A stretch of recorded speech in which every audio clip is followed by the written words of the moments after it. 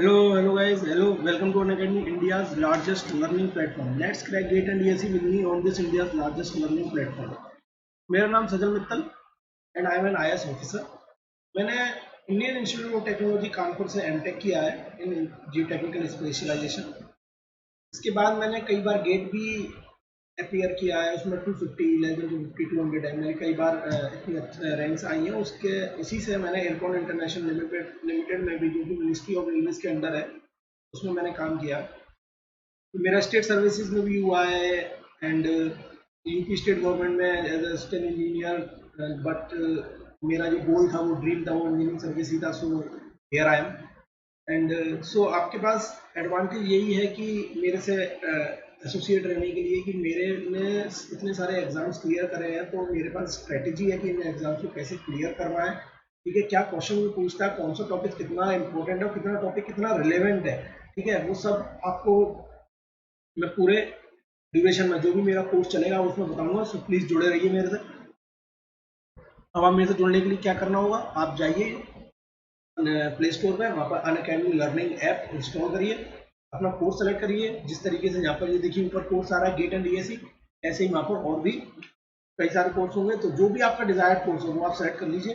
मैं जो एजुकेटर हूँ वो फॉर गेट एंड ESE के लिए. ठीक है, तो वहाँ पर आप अपना एनरोल हो सकते हैं. अब क्या है कि जब आप लोग अनअकैडमी लर्निंग ऐप पे आएंगे तो कुछ आपको फ्री वीडियोस मिलेंगे. ठीक है, और कुछ अगर आपको बहुत ज़्यादा कॉम्प्रिहेंसिव स्टडी करनी है, बहुत कॉम्प्रिहेंसिव मीन्स कि अगर आपको किसी एग्जाम की प्रॉपर प्लानिंग के साथ अगर तैयारी करनी है, ठीक है, स्टेप बाय स्टेप सब कुछ करना है, तो जिसमें आपकी टेस्ट सीरीज, मॉक क्या कहते हैं, डाउट क्लासेस, सारा सिलेबस टॉपिक बाय टॉपिक एकदम सब सीक्वेंस में सब कुछ अगर चाहते हैं आप, तो उसके लिए आपको एक सब्सक्रिप्शन लेना होगा. एंड इस सब्सक्रिप्शन इज 12 मंथ सब्सक्रिप्शन. देखिए बेटा, किसी भी एग्जाम को प्रिपरेशन करने के लिए आपको कम से कम 1 साल की नीड रहती है. आप अच्छे से प्रिपेयर कर पाएंगे. और उसकी कॉस्ट भी देखिए बहुत कम है, केवल 25,000, which is further reduce to 22,500. अगर आप मेरा ये कोड SMYT, मैंने स्पेशल कोड है और यू पीपल, इसमें आपको 10% डिस्काउंट मिल जाएगा. जो बच्चे मेरे से एसोसिएटेड रहेंगे उनके लिए ये एक्स्ट्रा डिस्काउंट के लिए SMYT कोड है. ठीक है, जिसमें आपको 10% डिस्काउंट मिल जाएगा और ये आपको पड़ेगा 22,500 का. ठीक है, जो सीरियस है ध्यान से समझिएगा. और इससे बेस्ट जो सबसे अच्छा जो सब्सक्रिप्शन है वो है 24 मंथ सब्सक्रिप्शन. इसका रीजन ये है बेटा, ये देखिए, ये उनके लिए सबसे अच्छा है. एक तो ये देखिए, इसकी कॉस्ट में केवल 5,000 ज्यादा है पहले वाले से. ठीक है, इफेक्टिवली आपको केवल 15,000 का पड़ा, वो आपको 25,000 का पड़ रहा था. ठीक है, सेकेंडली जो थर्ड ईयर के स्टूडेंट है वो तो 2 ईयर का सब्सक्रिप्शन ले लें और कॉन्टिन्यूस तैयारी करते रहे, कॉन्टिन्यूस तैयारी करते ही रहे. ठीक है, फाइनल ईयर तक. अब ये जिनका सिलेक्शन हो जा रहा है और जिनको डिपार्टमेंट उनको जो चाहते थे वो नहीं मिला और वो फिर से तैयारी करना चाहते हैं, तो उनके लिए भी ये सबसे अच्छा है. इसलिए ऑन द सेफर साइड हम लोगों को हमेशा 2 ईयर सब्सक्रिप्शन नहीं लेना चाहिए, क्योंकि इनकी इसकी कॉस्ट में फर्स्ट ईयर की सेकंड ईयर की कॉस्ट में बहुत ज़्यादा डिफरेंस नहीं है. Again 10% discount with this code SMYT, remember that. And आपको कितना मिल जाएगा, कितने में मिल जाएगा, केवल 27,000 में, विच इज वेरी चीप. ठीक है, आज के लेक्चर में देखिए हम लोग क्या पढ़ने वाले हैं. आज के लेक्चर में हम लोग पढ़ेंगे कि कॉन्सेप्ट डेवलप करेंगे किससे, प्रीवियस ईयर क्वेश्चन से. किसके, शेयर स्ट्रेंथ के. ठीक है, शेयर स्ट्रेंथ के हम लोग कॉन्सेप्ट क्लियर करेंगे बाय प्रीवियस ईयर क्वेश्चंस. तो चलिए देखते हैं पहला क्वेश्चन क्या है, देखते हैं. हाँ, तो देखिए क्वेश्चन कह रहा है, the total horizontal and vertical stresses at a point X in a saturated sandy stratum medium are 170 kPa. कोई भी एक पॉइंट X दिया है. ठीक है, इसका मैं एक बना ले रहा हूँ. इसको मैंने पॉइंट X बोल दिया, उसका बहुत जूम करके देख रहे हैं. जिसमें हॉरिजॉन्टल स्ट्रेस जो दिया है बेटा, ये सॉइल में हमेशा ध्यान रखिएगा. अगर सॉइल क्या है, जैसे अगर कोई सॉइल का स्ट्रेटा आपका ऐसे दिया हुआ है, ठीक है, ये सॉइल रखिए, ये ग्राउंड लेवल है, और अगर आप इस पॉइंट पर कोई स्ट्रेसेस निकालना देखना चाहेंगे तो सारी की सारी स्ट्रेसेस क्या होंगी, इस तरीके से कंप्रेसिव लग रही होंगी ना. ठीक है, कोई भी टेंसाइल में नहीं होगा, तो इसलिए हमेशा कंप्रेसिव बनाते हैं. तो हॉरिजॉन्टल स्ट्रेसेस इसकी 170 kPa दिया है and the vertical stresses 300 kPa. अभी बस समझिए, आपने थोड़ा सा सोम तो पढ़ा होगा, उसी से थोड़ा रिलेटेड है. And the static pore water pressure, static जो पोर वाटर प्रेशर दिया वो दिया 30 kPa. At failure, the excess pore water pressure is 94.5 kPa. ठीक है। और फिर कह रहा था shear stresses on the vertical and the horizontal place passing through the point are zero, वो जीरो है, तो shear stress का मतलब लेना देना नहीं है। अफेक्टिव कोएशन की वैल्यू भी क्या दी है, जीरो, जीरो दिया तो मतलब सी की वैल्यू जीरो आ गई। फिर कह रहा है the affective angle of internal friction is 36 degree. ठीक है, तो जो 5 डैश दिया है वो कितना दिया है, 36 डिग्री दिया है। कह रहा था शेयर स्ट्रेंथ, सबसे पहले बात तो आपने समझे शेयर स्ट्रेंथ क्या था। तो जो मोर था, मोर के बाद मोर कूलम्ब आया, ठीक है, तो मोर कूलम्ब ने जो एक रिलेशन निकाला, मोर ने मोर सर्कल डेवलप करते करते अलग अलग स्ट्रेसेस पर अलग अलग मोर सर्कल डेवलप किया, और उसके बाद मोर सर्कल मैं बताता हूँ अभी क्या करते हैं। ठीक है, तो पहले आपको समझिए करना क्या है, आपको निकालना है शेयर स्ट्रेंथ निकालना है। ठीक है, जिसका जो जो मोर कूलम्ब जो रिलेशन आया था, उन्होंने ये बोला, उन दोनों ने पढ़ा, तो उन्होंने बोला कि shear strength is the function of both cohesion, vertical stress acting on it and phi, ठीक है, and the angle of internal friction, और उससे एक रिलेशन ये निकाल के हम लोगों को दिया। ठीक है, एक ये रिलेशन हम लोगों को दिया, बहुत अच्छी बात है। लेकिन उसके बाद एक मॉडिफाइड भी आया है, मॉडिफाइड ये था मोर कूलम्ब।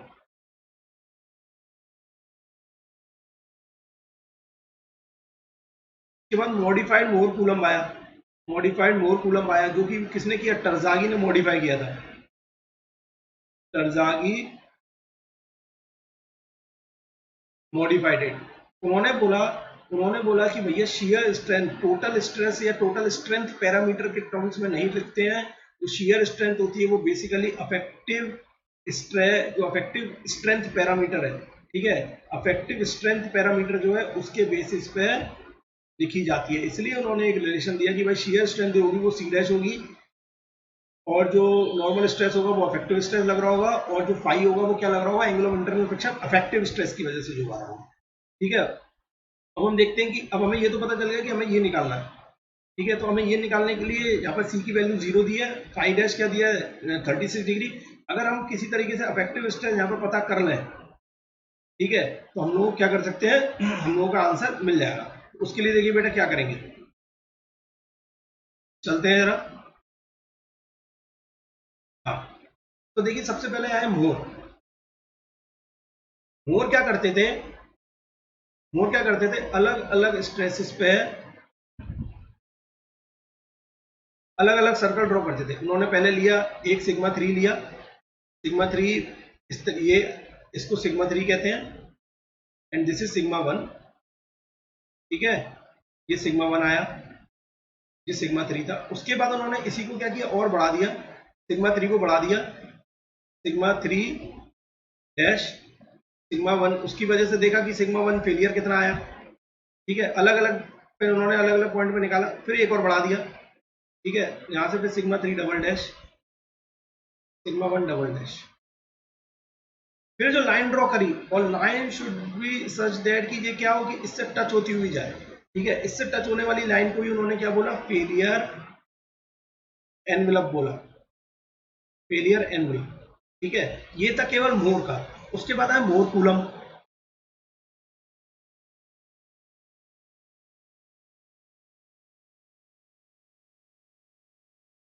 मोर कूलम ने बोला कि केवल इनको बस यही पता था, उन्होंने बस ये बोल दिया कि shear strength is the function of, shear strength is the function of phi. उन्होंने केवल ये दिया। लेकिन जब मोर कूलम आया तो उन्होंने बोला, मतलब मोर कूलम के रिलेशन में फिर पता चला कि भाई ये सिर्फ शेयर स्ट्रेंथ सिर्फ फाई के फंक्शन नहीं है, shear strength is the function of both c and phi. तब ये इन्होंने ये ग्राफ जो ड्रॉ करा था उसमें ये बताया कि ये जो है ये सी है, और the angle making by this is, ये फाई है, फेलियर एंगल। ठीक है, इसको बोला उन्होंने फाई। तो हमें ये पता चल गया। अब सबसे बड़ी बात है कि भाई रिलेशन कैसे डेवलप किया जाए शेयर स्ट्रेंथ का। तो बेटा उसके लिए कुछ नहीं करना था। सबसे पहले तो उन्होंने ये बोला कि जो शेयर स्ट्रेंथ होगा वो, शेयर स्ट्रेंथ होगी वो वैल्यू होगी। ठीक है, मतलब द कॉम्बिनेशन, शेयर स्ट्रेंथ क्या बोला उन्होंने, शेयर स्ट्रेंथ इस तरीके का होगा कि जो ऐसा कॉम्बिनेशन शेयर स्ट्रेस का और उसी जगह वर्टिकल स्ट्रेस का इस तरीके का कॉम्बिनेशन आएगा कि तब हमारा हमको जो वहां पर ऑब्लिक्विटी होगी, ऑब्लिक्विटी में बताऊंगा, वो होगी मैक्सिमम। ठीक है, वो होगी मैक्सिमम। जैसे सपोज करते हैं, एक एग्जांपल लेते हैं सैंड का।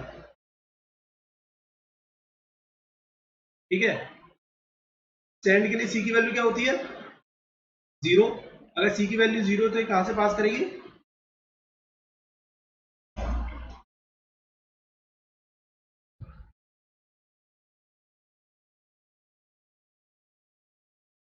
ठीक है, यहां से पास करेगा फेलियर एनवलप। क्या पास करेगा? यहां से फेलियर एनवलप यहां से पास किया। अब देखिए हुआ क्या, अगर मैं कहूं कि भाई, आप लोग कह रहे होंगे कि भाई इसकी शेयर स्ट्रेंथ तो यहाँ होनी चाहिए, क्योंकि टाउ मैक्स तो क्या होता है, एकदम यहाँ पर होता है। अगर बेटा यहाँ पर होता तो ये जो फाई होता, ये मैक्सिमम नहीं होता। यहाँ फाई मैक्सिमम कहाँ आएगा? यहाँ पर आएगा। फाई मैक्स कहाँ पर आएगा? चला गया राइट स्क्रीन। चलो चलो कोई बात नहीं, वो रब हो गया। मैं दोबारा से बता देता हूँ। ठीक है, आप अपना प्रीवियस देख लीजिएगा। मैं अब क्या कर रहा हूँ, सेंड के बारे में बात कर रहा हूँ, कोई दिक्कत नहीं है। सेंड में सी की वैल्यू क्या है? 0 है।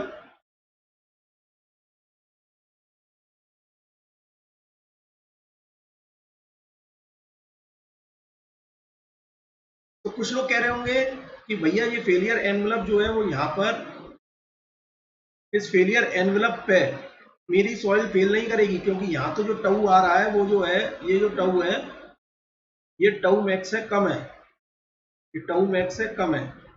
लेकिन ये ध्यान रखिएगा, ठीक है, ये ध्यान रखिएगा। अब क्या होगा, टाउ मैक्स की वैल्यू यहाँ पर आएगी, इससे फाई की वैल्यू ये निकली, लेकिन फाई मैक्स तो क्या है हमारा, ये वाला है फाई मैक्स।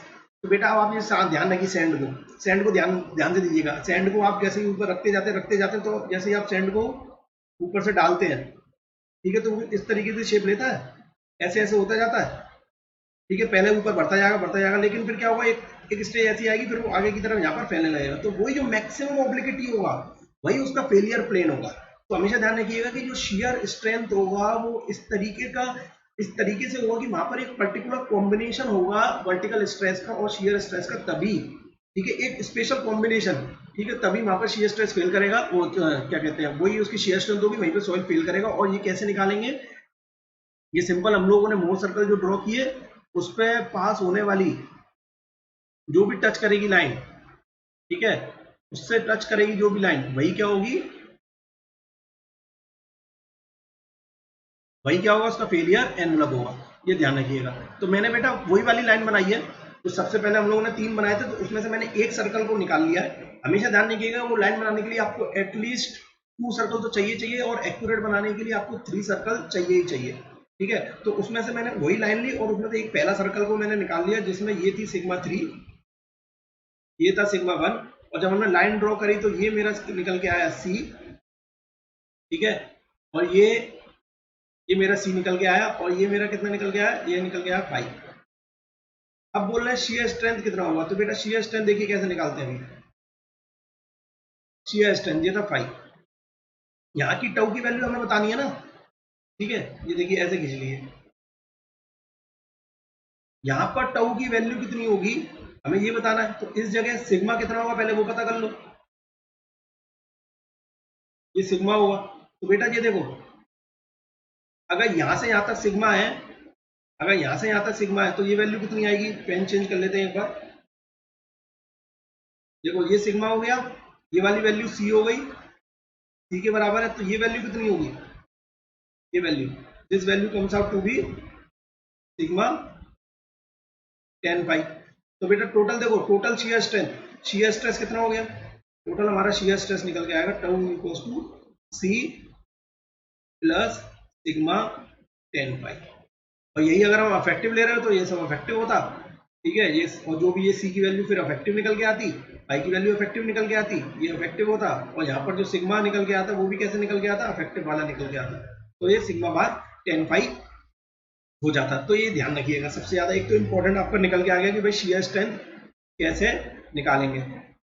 अब आपको इसमें पता करना है कि भाई सिग्मा की वैल्यू कितनी होगी। ठीक है, ये सिग्मा की वैल्यू तो हम लोगों ने सोम में बहुत अच्छे से पढ़ा था। सोम में क्या पढ़ा था, एक फॉर्मूला था हमारे पास कि किसी भी अगर हमें एंगल पे, this is the angle alpha, this is 2 alpha more circle में, ये एंगल क्या मोर सर्कल में एक अल्फा बना रहा है, ठीक है, 2 अल्फा एंगल बना रहा है मोर सर्कल में। तो देखिए बेटा, एक फिर से ड्रॉ कर लेते हैं एक बार, कोई दिक्कत नहीं है, ये हमें पता चल चुका है। ठीक है, फिर से एक अच्छे से ड्रॉ कर लेते हैं एक सर्कल, और हमें एक रिलेशन डेवलप करना है।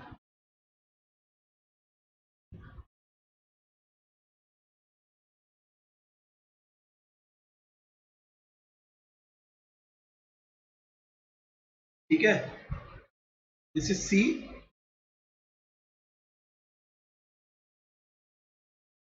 अब हमें ये बताना है कि यहाँ पर सिग्मा होगा कितना। ये सी होता है सेंटर, और सेंटर जो निकलता है हमारा, आपको पता ही है सेंटर कैसे निकालते थे, सिग्मा 1 प्लस सिग्मा 3/2 से। This is sigma 1 and this is sigma 3, और ये सब प्रिंसिपल प्लेन है। ठीक है, क्योंकि वहां पर शियर स्ट्रेस, प्रिंसिपल प्लेन वो होता है जहां पर शियर स्ट्रेस क्या होता है, 0। ठीक है, तो हमें पता चल गई, सेंटर हमें पता चल गया, ये आर है। ये एंगल मेजर प्रिंसिपल प्लेन है, ये एंगल जो बना रहा है इसी को हमने नाम दिया 2 अल्फा। ठीक है, क्या नाम दिया हमने, 2 अल्फा। तो बेटा अब ये देखो अल्फा कैसे निकालते हैं, मैं बता देता हूँ। क्या ये मैंने जो लाइन खींची है, ये वाली लाइन और ये वाली लाइन पैरेलल है, तो ये वाला एंगल भी कितना होगा, 2 अल्फा। ठीक है, this is 5, this is 5। And कोई भी सेंटर से हम लोग जब टेंजेंट पे एक लाइन ड्रॉ करते हैं तो वो कहाँ पे कैसे सेट करती है, 90 डिग्री। ठीक है, तो एक प्रॉपर्टी हम लोग लगा सकते हैं ट्राइंगल की, exterior angle is equal to the sum of interior opposite angle. तो एक्सटीरियर एंगल ये अल्फा, ठीक है, इसके साथ वाला एंगल ये हो गया, तो अपोजिट एंगल कौन से होगा, ये वाले। तो इसका मतलब 2 अल्फा की वैल्यू कितनी आई, 2 अल्फा इक्वल्स टू 90 प्लस 5। तो अल्फा कितना हो गया, 45 प्लस 5/2। Again very important. अब आपको ये याद रखना है कि जो फेलियर प्लेन होगा, ये जो फेलियर प्लेन वो कितना एंगल बनाएगा, वो बनाता है हमेशा अल्फा इक्वल, वो हमेशा क्या बनाता है, कितना एंगल बनाता है, 45 प्लस 5/2। मतलब वो मेजर प्रिंसिपल प्लेन से कितना एंगल बना रहा होगा, 45 प्लस 5/2। तो हमारे दो रिलेशन अभी तक पता चल चुके हैं, एक तो शियर स्ट्रेंथ की, शियर स्ट्रेंथ की वैल्यू, शियर स्ट्रेंथ का पता चल चुका है कि ये एक इंपॉर्टेंट है। ठीक है, अफेक्टिव वाला। और एक हमें ये वाला रिलेशन पता चल चुका है कि जो मेजर प्रिंसिपल प्लेन से जो एंगल जो बनाएगा फेलियर प्लेन, वो कितना बनाएगा, 45 प्लस 5/2। ठीक है, तो हमें ये पता चल गया। तो अब हमें यही बताना है कि जो प्लेन, किसी भी पर्टिकुलर प्लेन जो कि 2 अल्फा एंगल है मेजर प्रिंसिपल प्लेन से, उस प्लेन पे सिग्मा की वैल्यू कितनी होगी। उसके लिए बेटा सोम में हम लोगों ने फॉर्मूला पढ़ा था। ठीक है, सोम में पढ़ा था, मैं यहाँ ड्राइव नहीं कर रहा। सिग्मा की वैल्यू क्या थी, वो सिग्मा 1 प्लस सिग्मा 3/2 ये था, plus sigma 1 minus sigma 3/2 cos 2 alpha. ठीक है, ये हमारा एक जनरलाइज फॉर्मूला था जिसमें अल्फा की वैल्यू आप बढ़ाते चले जाइए, कुछ भी करते जाइए, वो अपने आप ही उसी हमेशा आपका आंसर क्या आएगा, जो भी प्लस होना होगा माइनस होना होगा वो अपने आप हो जाएगा, क्योंकि अल्फा उसी तरीके से सेट हो जाएगा। कॉस अल्फा की वैल्यू मतलब 180, अगर 90 से ज्यादा आ गया तो ये नेगेटिव में हो जाएगा, तो ये वैल्यू माइनस हो जाएगी, तो आपकी वही वैल्यू निकल के आएगी एक्चुअल। ठीक है, तो अगेन ये दिस इज वेरी इंपॉर्टेंट। क्या लिखवाया मैंने, sigma 1 plus sigma 3/2 plus sigma 1 minus sigma 3/2 cos 2 alpha.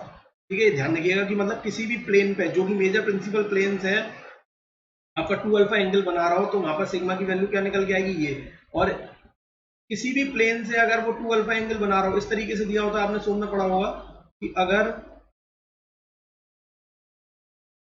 ऐसे दिया होता है, ऐसे दिया होता है, यहाँ पर शियर स्ट्रेस भी लग रहा होता है, और ये सिग्मा एक्स होता, सिग्मा वाई होता, तो बस हम लोग क्या करते, इसमें plus two X Y sine 2 alpha और जोड़ देते। अब क्योंकि मेरा टाउ की वैल्यू क्या दी है, 0 दी हुई है, तो इसको मैंने टर्म हटा दिया। Again very important. ठीक है, अगेन वेरी इंपॉर्टेंट। इसके अलावा यहां से एक रिलेशन और ड्राइव होता है, ठीक है, which is very very very very important. ठीक है, वो रिलेशन होता है, वो ध्यान रखिएगा एकदम, वो रिलेशन आपको बहुत ध्यान रखना है। ठीक है, वो रिलेशन ध्यान रखिएगा, बता देता हूं मैं। अभी हमारे 4 फॉर्मूले होने वाले हैं। ठीक है, 3 हो चुके हैं, 3 चीजें हो चुकी है, चौथा याद रखना है।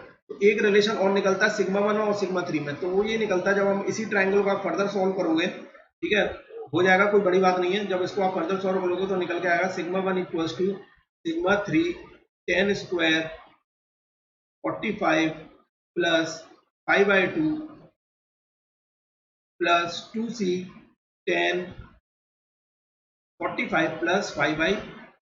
ठीक है, ये आपको फॉर्मूला याद रखना है। और ये ध्यान रखिएगा कि जो 10 45 प्लस 5/2 होता है वो 1 plus sine alpha sine five upon 1 minus sine five के बराबर भी होता है। ठीक है, ये आपको ध्यान रखना है। This formula is also very very very very important. This formula is also very very very very important. तो हम लोगों ने ये सब पढ़ लिया, ठीक है। तो कौन कौन सा, सबसे पहले तो शियर स्ट्रेंथ कैसे निकालते हैं, किसी भी प्लेन पे सिग्मा कैसे निकालना है वो, ठीक है।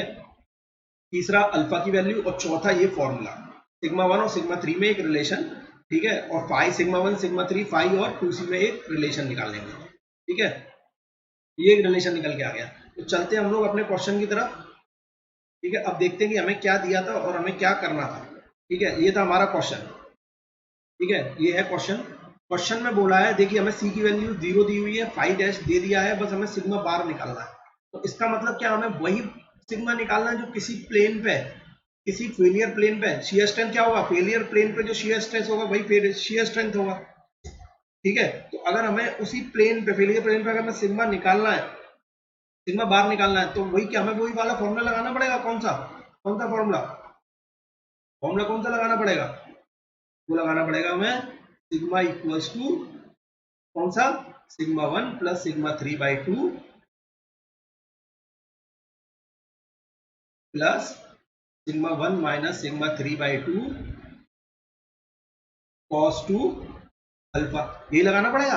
अब यहाँ पर अल्फा बता दो कितना है, अल्फा क्या होगा 45 प्लस 5/2, 45 प्लस 5 कितना 36 डिवाइड बाय 2। बेटा अल्फा की वैल्यू कितनी आ गई यहाँ पर, अल्फा की वैल्यू आपकी आई 63 डिग्री, 63 डिग्री, अल्फा की वैल्यू आ गई आपकी 63 डिग्री। अल्फा की वैल्यू कितनी आई 63 डिग्री, ठीक है। तो अब मैं ये सब रफ कर दे रहा हूँ ताकि मेरा क्वेश्चन यहाँ पे बहुत आसानी से हो जाए, ठीक है। अल्फा की वैल्यू कितनी निकली 63 डिग्री। चलिए जब तक आप निकालिए इसको, क्या वैल्यू आती है सिग्मा की जरा बताइए, ठीक है। पुट करिए वैल्यू उसमें, सिग्मा 1 और सिग्मा 3 तो दिया है आपको क्वेश्चन में, ठीक है। सिग्मा 1 और सिग्मा 3 आपको क्वेश्चन में दिया है, जरा पुट करिए। देखिए सिग्मा क्या निकला, सिग्मा 1 प्लस सिग्मा 3, सिग्मा 1 कितना था 300 plus 170 divide by 2 plus sigma 1 minus, sorry इधर 300, इसको 300 का लिखिए,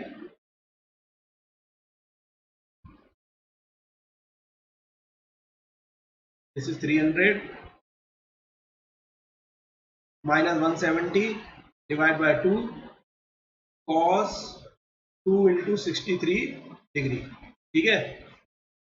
ये हमें लिखना है। तो यहाँ पर कैलकुलेट कर लो कितना आएगा, ये कितना आया 300 प्लस 170 डिवाइड बाय 2, 235 ये आया, प्लस कॉस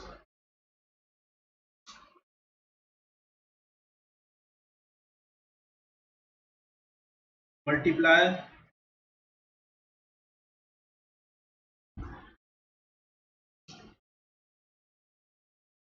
ये वैल्यू निकल गई आपकी माइनस 38.21, ठीक है। तो सिग्मा की वैल्यू आपकी निकलेगी, सिग्मा निकला आपका 196.8 kPa, सिग्मा की वैल्यू आ गई। मतलब ये सिग्मा क्या निकला है, अभी टोटल के टर्म में निकला है। अब हमें क्या निकालना है, हमें फॉर्मूला क्या था हमारा शियर स्ट्रेंथ का, शियर स्ट्रेंथ का ये फॉर्मूला यहाँ लिख देता हूँ, ध्यान रखिएगा। हमें जो निकालना है बेसिकली शियर स्ट्रेंथ, तो शियर स्ट्रेंथ का जो फॉर्मूला था वो था C dash plus sigma bar 10 phi dash, ठीक है। तो अब हमें सिग्मा बार निकालना है, तो सिग्मा बार निकालने के लिए क्या करना होगा, सिग्मा बार क्या होता है, सिग्मा माइनस यू, ठीक है। तो सिग्मा बार कैसे आएगा 196.8, अब यू क्या है, देखिए यू क्या है, यू बेटा कितना दिया है, एक तो दिया आपको 30, एक यू आपको कितना दिया है, एक यू आपको दिया 30 और एक दिया है आपको एक्सेस पोर वाटर प्रेशर। तो अब क्या करेंगे हम लोग 30 भी लिखेंगे प्लस जो एक्सेस पोर वाटर प्रेशर जनरेट हुआ होगा 94.5 उसको भी हम लोग टोटल माइनस करेंगे। तो इफेक्टिव स्ट्रेस कितना निकलेगा, इफेक्टिव स्ट्रेस कितना निकल के आ जाएगा,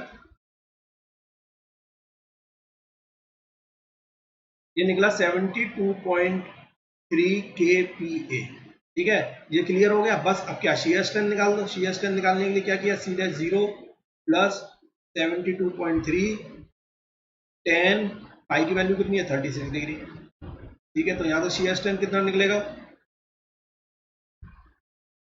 शियर स्ट्रेंथ निकला आपका 52.529 kPa, 52.529 52.529 kPa। तो यहाँ पर आंसर कितना हो जाएगा? आपको 2 डेसिमल बोला था, उसको क्या कर दोगे 52 पॉइंट, इसको कैसे लिखोगे 52.53। ठीक है, तो आंसर कितना हो गया 52.53। ये आपका आंसर था। एक गेट में क्वेश्चन आया है, शायद 2018 में ये क्वेश्चन आया है, इतना आसान सा क्वेश्चन था। तो अब आप कंसेप्ट समझ गए। तो आपको फॉर्मूले कौन कौन से 4 याद रखने हैं। एक तो कि किस प्लेन पे फेलियर होगा तो अल्फा की वैल्यू। दूसरा आपको याद रखनी है कि उस प्लेन पे सिग्मा की वैल्यू कितनी आ रही होगी।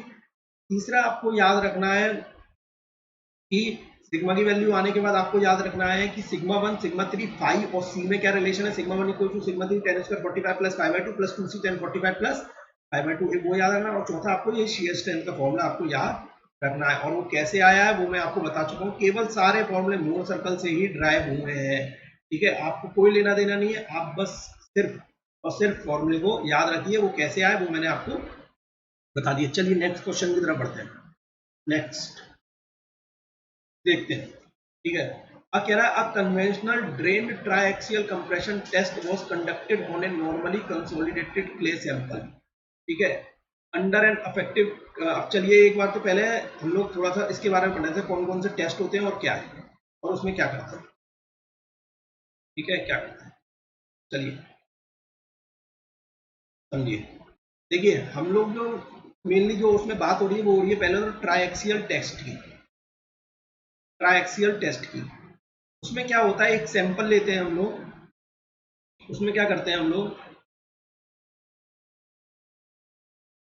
उसमें एक सैंपल लेते हैं। ट्राइएक्सियल मशीन आती है। ठीक है, एक सैंपल लेते हैं और उसको ट्राइएक्सियल मशीन में रखते हैं और उसको उतना ही स्ट्रेस, उसको हम लोग सब कुछ सेम वैसा ही करते हैं जैसा साइड पे गिवन होता है। सपोज करिए साइड पे अगर कोई पॉइंट पे आपको ये जो पॉइंट है इसको मैं बड़े करके देखूं, यहाँ पर कुछ सिग्मा 3 था और यहाँ सिग्मा 1 आ रहा था। तो अब हमने क्या किया, इसको पहले चारों तरफ से हमने क्या किया, कन्फाइनिंग कर लिया। सिग्मा चारों तरफ कन्फाइनिंग, तो दिया सिग्मा 3 नाम, सिग्मा 3, सिग्मा 3 एंड सिग्मा 3। अब क्या किया, ठीक है, अब क्या किया, अब हमने इस पर लोड बढ़ाना स्टार्ट किया और जिस पॉइंट पर सडनली ये फेल हो जाएगा, जिस लोड पे सडनली फेल होगा उसी को हमने नाम दिया deviator stress. The stress at which soil fails is known as deviator stress. Hence यहाँ पर सिग्मा 1 जो निकला वो क्या निकला हमारा, sigma 3 plus sigma D, where sigma 3 क्या है हमारा, कन्फाइनिंग प्रेशर,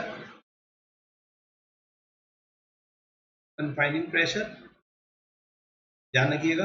और सिग्मा डी क्या है हमारा, डेविएटर स्ट्रेस। ठीक है, ये आपको ध्यान रखना है। अब क्या है, ये टेस्ट में 2 स्टेजेस होती है, ये ध्यान रखनी है आपको। फिर से 2 स्टेजेस होती हैं इस टेस्ट में। पहली स्टेज है, उसको हम लोगों ने बोला जो जिसमें कन्फाइनिंग लगा रहे थे हम लोग, केवल कन्फाइनिंग प्रेशर लगा रहे थे, उसको हमने बोला कन्फाइनिंग स्टेज, और दूसरी जो स्टेज होती है उसको हम लोग बोलते हैं डेविएटर स्टेज या shear स्टेज, ठीक है, ये अलग अलग स्टेजेस होती हैं। अब क्या है कि based on the drainage conditions, ठीक है, इंपॉर्टेंट है कि based on the drainage conditions, ठीक है, द shear strength parameter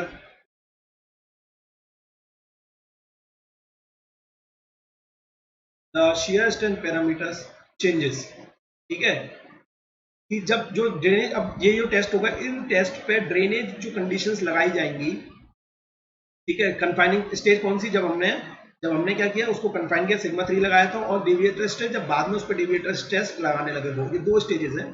ठीक है, इन दोनों स्टेजेस में क्या ड्रेनेज कंडीशंस होंगी, उस बेसिस पे हमारे shear strength पैरामीटर्स गवर्न करते हैं। वेरी इंपॉर्टेंट, एग्जाम में क्वेश्चन पूछा गया है कि on which the shear strength parameters depends, तो हमारा क्या आ जाएगा, ड्रेनेज कंडीशंस पे वो क्या करता है, डिपेंड करता है। अब ड्रेनेज कंडीशंस के ऊपर भी, अब ड्रेनेज कंडीशंस की वजह से हमारे किस तरीके के क्या मतलब बेसिकली मैं ये कहना चाह रहा हूँ, ड्रेनेज कंडीशन की वजह से हमारे शियर स्ट्रेंथ पैरामीटर्स में क्या चेंजेस आते हैं और क्वेश्चंस में क्या चीज गवर्न करेगी वो ध्यान रखना है। ठीक है, वो ध्यान रखना है। तो अब देखिए क्या करते हैं हम लोग। ठीक है, देखिए क्या करेंगे। दो स्टेजेस हो गई। ठीक है, दो स्टेजेस कौन कौन सी लिखी थी हमने, एक तो कन्फाइनिंग स्टेज,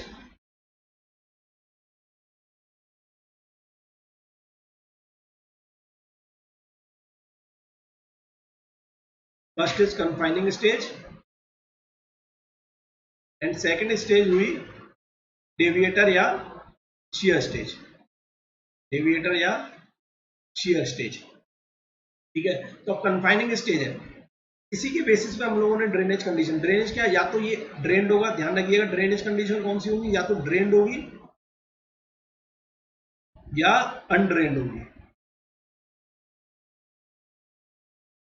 इन स्टेजेस में कौन सी हो रही है, ये ड्रेनेज हो रही है या अनड्रेन्ड हो रही है, उस बेसिस पे हमारे टेस्ट निकल के आए हैं। टेस्ट कौन कौन से होते हैं, ध्यान रखिएगा। टेस्ट फिर हो गए, एक तो एक पहला जो टेस्ट हुआ उसको बोला हमने सीडी टेस्ट,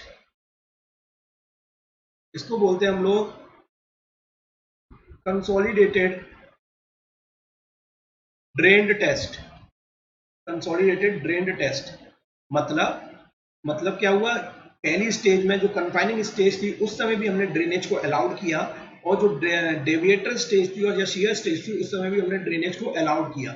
इस समय no pore water pressure develop, जब पानी सारा निकाल रहे हैं हम लोग तो कोई भी पोर वाटर प्रेशर डेवलप्ड नहीं होगा, no pore water pressure will develop. जब पानी हम लोग निकाल रहे हैं तो कोई भी पोर वाटर प्रेशर डेवलप नहीं होगा, ध्यान रखिएगा। दूसरा टेस्ट हमने लिया सीयू टेस्ट, सीयू टेस्ट इसको बोलते हैं हम लोग कंसोलिडेटेड अनड्रेन्ड टेस्ट, अनड्रेन्ड टेस्ट। मतलब जब हम लोग कन्फाइनिंग प्रेशर लगा रहे थे उस समय तो ड्रेनेज अलाउड कर रहे थे, लेकिन जब हम लोगों ने डेविएटर स्टेज लगाया उस समय हमने ड्रेनेज को अलाउड नहीं किया। थर्ड वन होता है यूयू टेस्ट, यूयू टेस्ट। ठीक है, यूयू टेस्ट कहता है unconsolidated undrained test, unconsolidated undrained test. ठीक है, इसको बोलते, इसमें pore water pressure will develop in both stages, दोनों ही स्टेजेस में पोर वाटर प्रेशर क्या होगा, डेवलप्ड होगा। मतलब हमने कन्फाइनिंग में भी पानी नहीं निकलने दिया और जब डेविएटर स्टेज लगाया तब भी पानी नहीं निकलने दिया, इसको बोला यूयू टेस्ट। ठीक है, थोड़ा सा देखिए, बाकी सब तो सेम है। एक यूयू टेस्ट के बारे में हम लोग क्या देखेंगे कि होगा क्या। अब जब हमने ये सॉइल थी, सॉइल छोड़िए, हमने क्या किया, जो ट्राइएक्सियल टेस्ट था वहां पर सिग्मा 3 टोटल के टर्म में लगाया, टोटल सिग्मा 3 लगाया और सिग्मा 1 लगाया। ठीक है, ये इस तरीके से लगा दिया। इसकी वजह से ये लगा दिया। अब यहाँ पर क्या था, पोर वाटर प्रेशर भी था इसमें कुछ यू, यहाँ पर यू पोर वाटर प्रेशर भी होगा, तो यहाँ पर जो स्ट्रेस निकल के आएगा वो अफेक्टिव निकल के आएगा। हमने एक सर्कल ड्रॉ कर लिया, हमने एक सर्कल ड्रॉ कर लिया, this is a one circle. अब क्या हुआ, अब हमने क्या किया, फिर से अब की बार सिग्मा 3 फिर से लगाया और सिग्मा 1 को भी फिर से लगाया। तो होगा क्या कि अब हम पानी नहीं निकलने दे रहे हैं। तो सबसे पहले आपको वो याद है क्या, कौन सा, सॉइल स्प्रिंग एनालॉजी, कि जब क्या होता है, जब हम लोग पहले स्ट्रेस लगाते हैं तो सबसे पहले कौन लेता है, पानी लेता है, फिर धीरे धीरे वो ड्रेन होता है। क्योंकि हमने ड्रेन कराया नहीं, अनड्रेन कंडीशन है, तो सारा का सारा स्ट्रेस कौन ले जाएगा, पानी ले जाएगा। इसका मतलब क्या होगा कि अब की बार जो सिग्मा 1 होगा वो आपने सिग्मा 1 प्लस एक्स तो लगाया, और जो पोर वाटर प्रेशर ज्यादा था जो कि पहले यू था उसमें भी उतना ही इंक्रीमेंट होगा। तो अफेक्टिव स्ट्रेस कितना निकल के आएगा, अफेक्टिव स्ट्रेस आपका निकल के आएगा again sigma 1 minus sigma you, sorry sigma 1 minus you. Affective stress अपनी बात फिर से कितना निकल के आएगा, सिग्मा 1 माइनस यू। तो आपने ये देखा कि जितना भी आप स्ट्रेस बढ़ाते चले जाओ, कुछ भी करते जाओ, उसमें अलग अलग लोडिंग कंडीशन करते जाओ, आपको जो अफेक्टिव स्ट्रेस मोर सर्कल है वो केवल एक ही मिलेगा, ठीक है। इसलिए बोलते हैं कि in UU test only one and unique effective Mohr circle will obtain. Very important, ES में कई बार ऑब्जेक्टिव में पूछा गया है, ठीक है। जो ऑब्जेक्टिव वाले क्वेश्चन होते हैं उसमें कई बार पूछा गया है और कई बार गेट में भी इसके बारे में पूछा गया है, ठीक है। तो ध्यान रखिएगा इसको कि इसमें केवल एक ही मोर सर्कल बनता है यूयू टेस्ट में, जिसको हम लोग बोलते हैं, क्या बोलते हैं, यूनिक अफेक्टिव मोर सर्कल बोलते हैं। इसके अलावा कोई सोच रहा हो भैया कि सर एक टेस्ट और होना चाहिए, सर वो तो आपने कराया नहीं, यूसी टेस्ट, इसके बारे में कोई सोच रहा है क्या यूसी टेस्ट के बारे में? तो मैं बेटा तुम्हें पहले ही बता दूं, यूसी टेस्ट एग्जिस्ट नहीं करता। इसलिए आपने क्या बोला कि पहले अनकंसोलिडेटेड है, फिर बाद में आप लोगों ने क्या किया, पहले तो अनकंसोलिडेटेड है, इसको हम लोगों ने नाम दे रहे हैं, ठीक है, यूसी टेस्ट है, कि यूडी टेस्ट कर दीजिए इसको, यूसी की जगह यूडी। ऐसा कोई सोच रहा है कि यूडी टेस्ट भी होता है कोई? यूसी नहीं, पहले तो अनकंसोलिडेटेड है और दूसरे में क्या किया आपने, ड्रेन्ड कर दिया, ठीक है। यूडी टेस्ट की मतलब पहले अनकंसोलिडेटेड फिर ड्रेन। अब पहले बेटा ये सोचो कि अगर आप पहले अनकंसोलिडेट करने के बाद में ड्रेन कर दोगे तो क्या होगा कि जो सिग्मा 3 की वजह से कंसोलिडेशन होना होगा वो तो फिर बाद में भी हो जाएगा, तो इसका कोई मतलब नहीं रह जाएगा अनकंसोलिडेटेड करने का पहली स्टेज में। इसलिए ऐसी कोई टेस्ट एग्जिस्ट नहीं करता और इस तरीके की कोई सोयल हमारे पास होती भी नहीं है। Is that clear? तो अब एक और चीज आपको ध्यान रखनी है, वो क्या ध्यान रखनी है, ध्यान दीजिएगा। आप हमारे 3 टेस्ट निकल के आ चुके हैं, 3 टेस्ट निकल आए, ठीक है। पहला है आपका सीडी टेस्ट, ठीक है, सीडी टेस्ट। अब होता क्या है, आपको देखिए ये ट्रिक है, ट्रिक ध्यान रखना है, ट्रिक क्वेश्चन कैसे अटेम्प्ट करना है, तो ये ट्रिक, अगर सीडी टेस्ट हो रहा है, ठीक है, सीडी टेस्ट जो है वो जनरली सैंड के लिए होता है, जनरली सैंड, क्योंकि ड्रेनेज आराम से हो जाता है। तो अगर क्ले पे होगा, अब क्ले क्या कह रही है, भाई मैं तो पानी नहीं निकल पाती हूँ, मेरे को बड़ी दिक्कत होती है, ठीक है, तो इट विल एक्ट, तो क्ले पे अगर करते हैं तो it will act like sand, it will act like sand. तो उसके अंदर सी की वैल्यू क्या होगी, 0 निकल के आएगी। तो इसका जो मोर सर्कल बनता है, तो मोर सर्कल कैसे बनता है, यहाँ से मोर सर्कल का जो फेलियर एनवेलप है वो कहाँ से पास करेगा, ओरिजिन से पास करेगा। जो फेलियर एनवेलप है, मोर सर्कल का वो कहाँ से पास करेगा, ओरिजिन से पास करेगा। क्यों? क्योंकि सी की वैल्यू क्या है, 0 है, ठीक है। सेकंड केस क्या है, और कौन सा था, सीयू टेस्ट। बेटा सीयू टेस्ट जो है इसमें भी 2 सॉइलें आ जाती हैं। अगर एनसी सॉइल है, नॉर्मली कंसोलिडेटेड सॉइल है, अगर वो नॉर्मली कंसोलिडेटेड सॉइल है, तो मैं फिर से बता दे रहा हूँ कि पहले हमने कंसोलिडेट कराया है, वो कह रहा है कि भाई मैं पानी निकलने नहीं दूंगा, नॉर्मली कंसोलिडेटेड क्ले बोल रहा हूँ, क्ले, ठीक है, पानी नहीं निकलने दूंगा, बड़ी दिक्कत, वो क्या क्ले कह रहा है मैं पानी नहीं निकलने दूंगा, वो कहेगा नहीं मैं निकलूंगा, और वो निकलेगा तो कैसे एक्ट करेगा, सैंड की तरह, ठीक है। और एक होता है ओवर कंसोलिडेटेड के लिए। अगर ओवर कंसोलिडेटेड के लिए तो बेटा इसमें क्या होता है कि थोड़ा सा ओवर कंसोलिडेटेड होने की वजह से इसमें कुछ कोहेसिव प्रॉपर्टी डेवलप हो जाती है, ठीक है, इसीलिए ये C5 सॉइल की तरह एक्ट करेगा, ठीक है। C5 सॉइल मतलब जिसमें C और 5 दोनों होगा। तो ध्यान रखिएगा सीयू टेस्ट में क्या हुआ कि अगर नॉर्मली कंसोलिडेटेड हो सैंड और अगर ओवर कंसोलिडेटेड हो तो C and 5। Third UU test, बेटा ये क्या है, अनड्रेन टेस्ट है। अगर ये सैंड पे करो चाहे क्ले पे करो, ठीक है, सैंड तो भाई अब सिंपल सी बात है, क्ले तो क्ले है, उस पर तो कोई दिक्कत नहीं है। अगर आप सैंड पे करते हो, ठीक है, तो वो सैंड क्या कहता है, पानी निकलूंगा, पानी निकाल नहीं रहे, तो सैंड भी कैसे ऐड करेगी, अगर ये सैंड पे किया, कैसे ऐड करा, क्ले की तरह, ठीक है, जिसमें पाई की वैल्यू क्या होगी, 0। तो हमारा जो टोटल स्ट्रेस जो डायग्राम, क्योंकि एक ही वो अफेक्टिव वो बनता है, इसमें क्या होता है, केवल एक ही अफेक्टिव, ध्यान दीजिएगा, केवल एक ही यूनिक अफेक्टिव मोड सर्कल बनता है, वो हम लोग बता चुके हैं, ठीक है। इसमें जब हम लोग डायग्राम आप बनाएंगे, ठीक है, तो इसमें अगर आप इस तरीके से बढ़ाते चले जाएंगे तो आपको ये लाइन कैसे मिलेगी, पैरेलल मिलेगी, जिसमें ये तो C होगा लेकिन फाई क्या होगा, 0। तो एक बात हमेशा ध्यान रखिएगा कि जहां पर हम लोग ड्रेनेज कंडीशन होती है, जैसे सीडी टेस्ट है जिसमें पानी निकल जा रहा है, हम लोग कोर वाटर प्रेशर नहीं मेजर कर सकते, इसलिए यहाँ पर जो एनालिसिस होती है वो भी होती है टोटल स्ट्रेस एनालिसिस। जो एनालिसिस करते हैं वो भी कौन सी करते हैं हम लोग, टोटल स्ट्रेस एनालिसिस करते हैं, ठीक है। और सीयू टेस्ट है, ठीक है, ये टोटल स्ट्रेस एनालिसिस ध्यान रखिएगा। और जैसे यूयू टेस्ट है यहाँ पर हम लोग कोर वाटर प्रेशर मेजर कर लेते हैं, तो यहाँ पर जो एनालिसिस होती है वो कौन सी होती है, अफेक्टिव स्ट्रेस एनालिसिस होती है, इफेक्टिव स्ट्रेस एनालिसिस होती है। ये भी ध्यान रखिएगा, इस पे भी ऑब्जेक्टिव क्वेश्चन आ चुके हैं ईएस में, टोटल स्ट्रेस एनालिसिस करेंगे या इफेक्टिव स्ट्रेस एनालिसिस करेंगे। तो अब ये सब मैंने बता दिया, अब देखिए क्वेश्चन क्या होता है उस टेस्ट के बेसिस पे। क्वेश्चन क्या है वो देखें, देखिए क्वेश्चन क्या कह रहा है। हाँ आ जाओ, कह रहा है a conventional drained triaxial compression test was conducted on a normally. देखिए कौन सा टेस्ट कर दिया, पहले तो सीडी टेस्ट, सबसे पहले तो हमने मार्क कर लिया सीडी टेस्ट को, सीडी टेस्ट हो रहा है।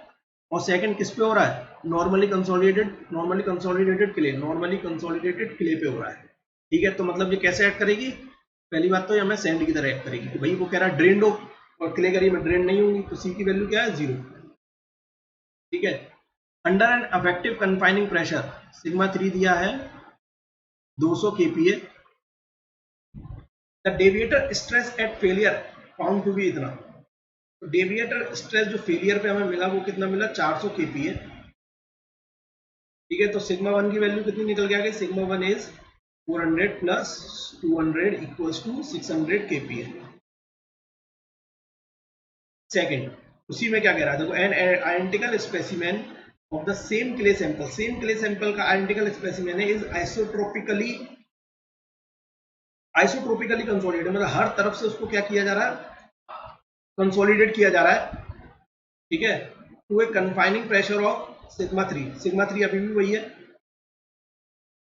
200 kPa एंड सब्जेक्टेड, ठीक है, and subjected to standard undrained triaxial compression test, ठीक है। अब उसके बाद उसको क्या किया, पहले तो आइसोट्रोपिकली कंसोलिडेट किया गया, ठीक है, उसमें पानी निकलने दे रहे हैं, लेकिन बाद में हम लोगों ने क्या किया, उसको पानी को निकलने नहीं दिया, सेम में हमने पानी को निकलने की बार पानी को निकलने हमने नहीं दिया, ठीक है, ध्यान रखना पानी को निकलने नहीं दिया। तो सिग्मा डी की जो वैल्यू निकल के आई वो कितनी निकल के आई, 150 kPa।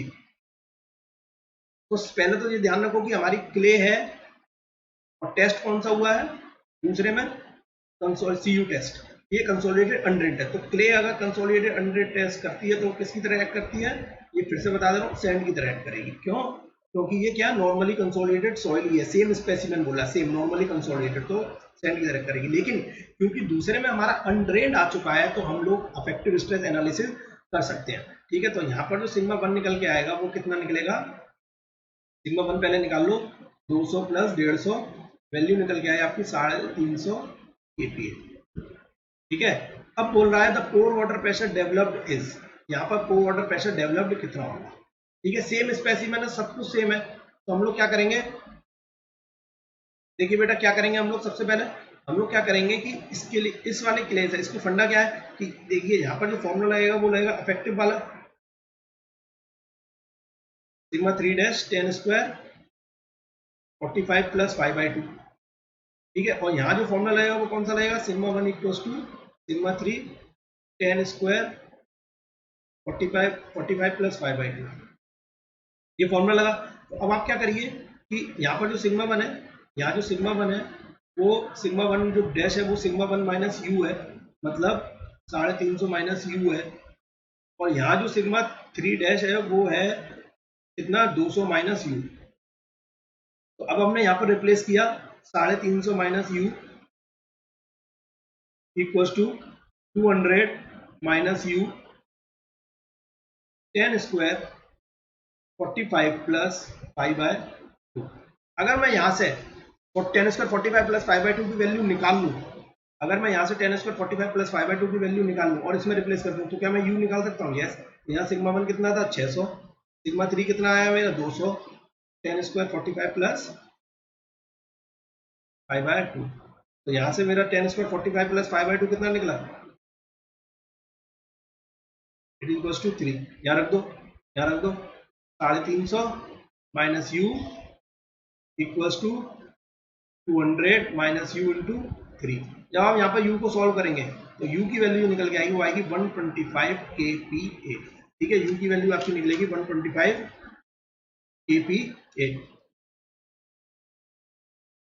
ठीक है, तो आंसर कितना हो गया, अब टू डेसिमल प्लेस, तो कोई डेसिमल प्लेस का झंझट ही नहीं है। ठीक है, तो आंसर कितना हो गया हमारा, 125 इज द राइट आंसर। तो ये फंडा था टेस्ट का, मैंने इसलिए आप लोगों को पूरा एक स्टेप बाय स्टेप पूरा टेस्ट मैंने आपको समझाया है। ठीक है, और ये क्वेश्चन को किस तरीके अटेम्प्ट करना तो मैंने ये भी आपको समझा दिया है। ठीक है, आई थिंक अब ये वाला टॉपिक बिल्कुल क्लियर हो चुका है। तो हमारे दो टॉपिक हो गए कि मोर सर्कल से वो सारे फॉर्मूले और ट्राइक्सियल टेस्ट। ठीक है, अगले की तरफ बढ़ते हैं। ठीक है, अगला की तरफ देखिए, अगला है स्ट्रेस पाथ पे। ठीक है, अगला है स्ट्रेस पाथ। स्ट्रेस पाथ समझिए क्या होता है। स्ट्रेस पाथ कह रहा है फॉलोइंग आर द स्टेटमेंट, तो स्ट्रेस पाथ देखिए क्या होगा, स्ट्रेस पाथ पढ़ते हैं।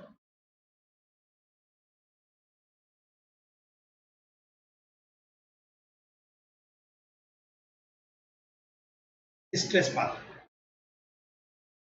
स्ट्रेस पाथ जो है एक कर्व है, curve between P and Q, where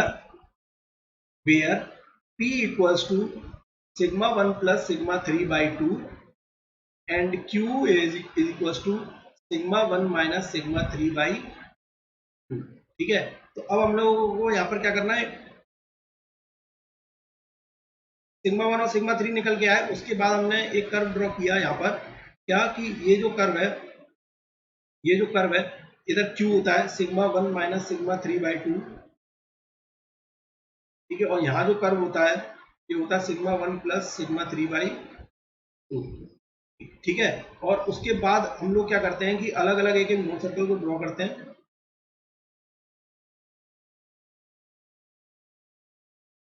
इसी तरीके से मोर सर्कल ड्रॉ करते हैं, और एक जो लाइन निकल के आती है आपकी बात, ऐसे इसको ऐसे मत समझिए, एक पर्टिकुलर पॉइंट पे समझिए। आप इसको ऐसे समझेंगे तो आपको कंफ्यूजन हो जाएगा।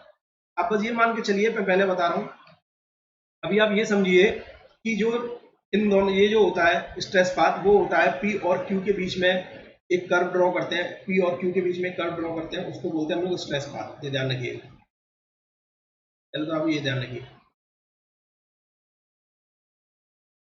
P और Q के बीच में एक कर्व ड्रॉ करते हैं, उसको बोलते हैं स्ट्रेस पाथ। मैं अभी कुछ बताऊंगा इसमें, एक इंपॉर्टेंट चीज है वो निकलेगी, उसको ध्यान रखना है। यहाँ P होता है जो कि सिग्मा 1 प्लस सिग्मा 3 बाई 2 के बराबर होता है, एंड यहाँ होता है हमारा Q जो कि सिग्मा 1 माइनस सिग्मा 3 बाई 2 के बराबर होता है। ठीक है, इसके बेसिस पे जो भी हमारी लाइन निकल के आती है, इसी को हम लोग बोलते हैं क्या, स्ट्रेस पाथ। ये लाइन ऐसे भी हो सकती है, ऐसे भी हो सकती है। ठीक है, मतलब ये इस तरीके से भी जा सकती है, ये लाइन इस तरीके से भी आ सकती है, ये लाइन ऐसे भी जा सकती है, और ये लाइन ऐसे भी जा सकती है। तो आप समझिए कि ये कैसे कैसे क्या करेगी। ठीक है, मैं भी बताऊंगा एक और रिलेशन। अगर मेरा ये कोई लैंड है और इस पर मैं सॉइल बढ़ा रहा हूँ, ऊपर मैं क्या कर रहा हूँ और रखता जा रहा हूँ सॉइल, अगर मैं और सॉइल रखता जा रहा हूँ तो क्या सिग्मा 1 की वैल्यू क्या हो रही है, इस केस में बढ़ रही है। ठीक है, सिग्मा 3 क्या है, कांस्टेंट है। तो अगर मेरी सिग्मा 1 की वैल्यू बढ़ती चली जाएगी और सिग्मा 3 की वैल्यू कांस्टेंट रहेगी, तो क्या होगा, देखो सिग्मा 1 यहाँ पर बढ़ रहा है, ये वैल्यू भी बढ़ रही है, तो ये सिग्मा 1 बढ़ रहा है तो ये वैल्यू बढ़ रही है, तो मेरा ग्राफ कैसा जाएगा, ये फर्स्ट ग्राफ, ये फर्स्ट।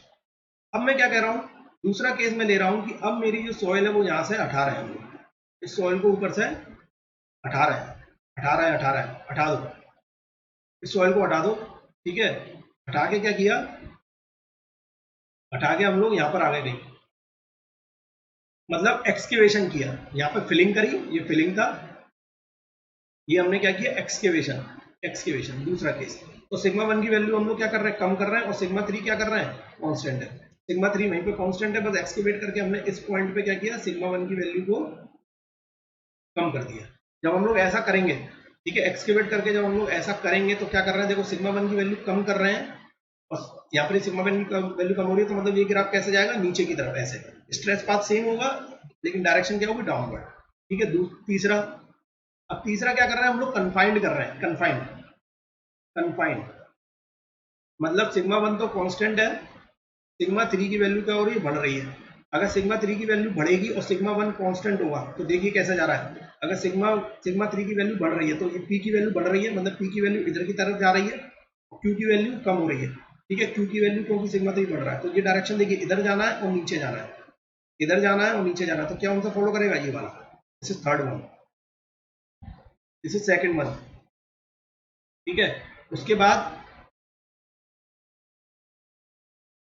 लेस कन्फाइनमेंट, मतलब कन्फाइनमेंट हटा रहे हैं हम लोग। अगर कन्फाइनमेंट हम लोग हटाएंगे तो सिग्मा 1 तो क्या है, कांस्टेंट, और सिग्मा 3 की वैल्यू क्या हो रही है, कम हो रही है। अगर सिग्मा 3 की वैल्यू कम होगी तो क्यू की वैल्यू क्या होगी, बढ़ेगी, इधर क्यू बढ़ेगा और पी क्या होगा, कम होगा, ठीक है, पी क्या होगा, कम होगा, तो मतलब क्यू बढ़ रहा है, इधर जा रहे हैं हम लोग, और पीछे की तरफ जाएंगे तो ये वाला फोर्थ, ठीक है। ये हमारे 3-4 स्ट्रेस पाथ निकल के आते हैं, ये आपको ध्यान रखना है, ठीक है। अब ये स्ट्रेस पाथ की इक्वेशन क्या होती है उसको थोड़ा समझते हैं, क्या आती है इक्वेशन, ठीक है। स्ट्रेस पाथ की इक्वेशन देखिए क्या आती है, वो देखना है, स्ट्रेस पाथ की इक्वेशन क्या आएगी। हमारा एक मोह सर्कल जो था वो ये निकला,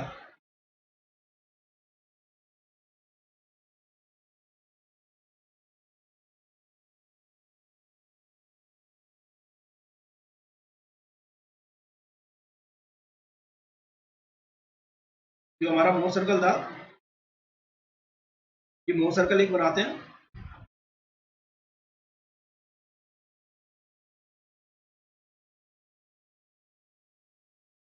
और सपोज करिए कि ये जो इस पॉइंट पे जो सारा कुछ जोड़ रहा है, मतलब अलग अलग मोह सर्कल को इस पॉइंट पे जोड़ेगा, वही क्या हमारा स्ट्रेस पाथ निकल के आ रहा है, ठीक है।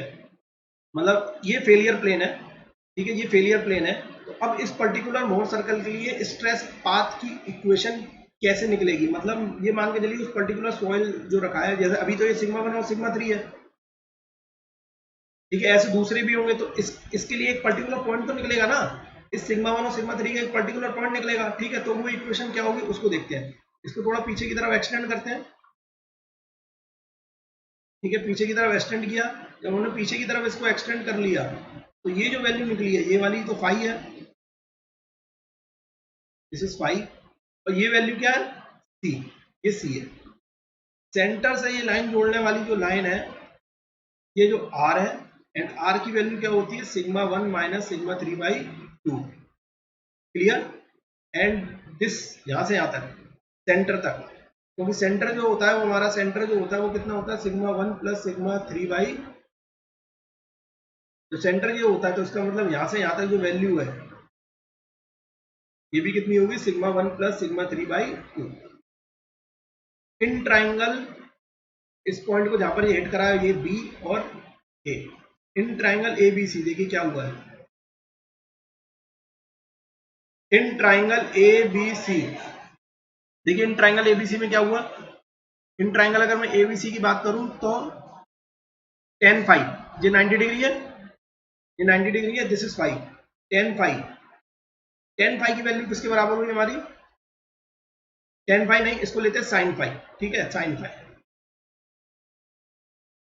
In triangle ABC be considered sin five, sin five की वैल्यू कितनी होगी, अगर ये फाइव है तो परपेंडिकुलर अपॉन हाइपोटेन्यूज, मतलब r बाई बी सी, ठीक है, ये AC के भी बराबर है, इसमें ऐसे लिखूंगा तो आपको लगेगा कि मल्टीप्लाई कर रहा हूं,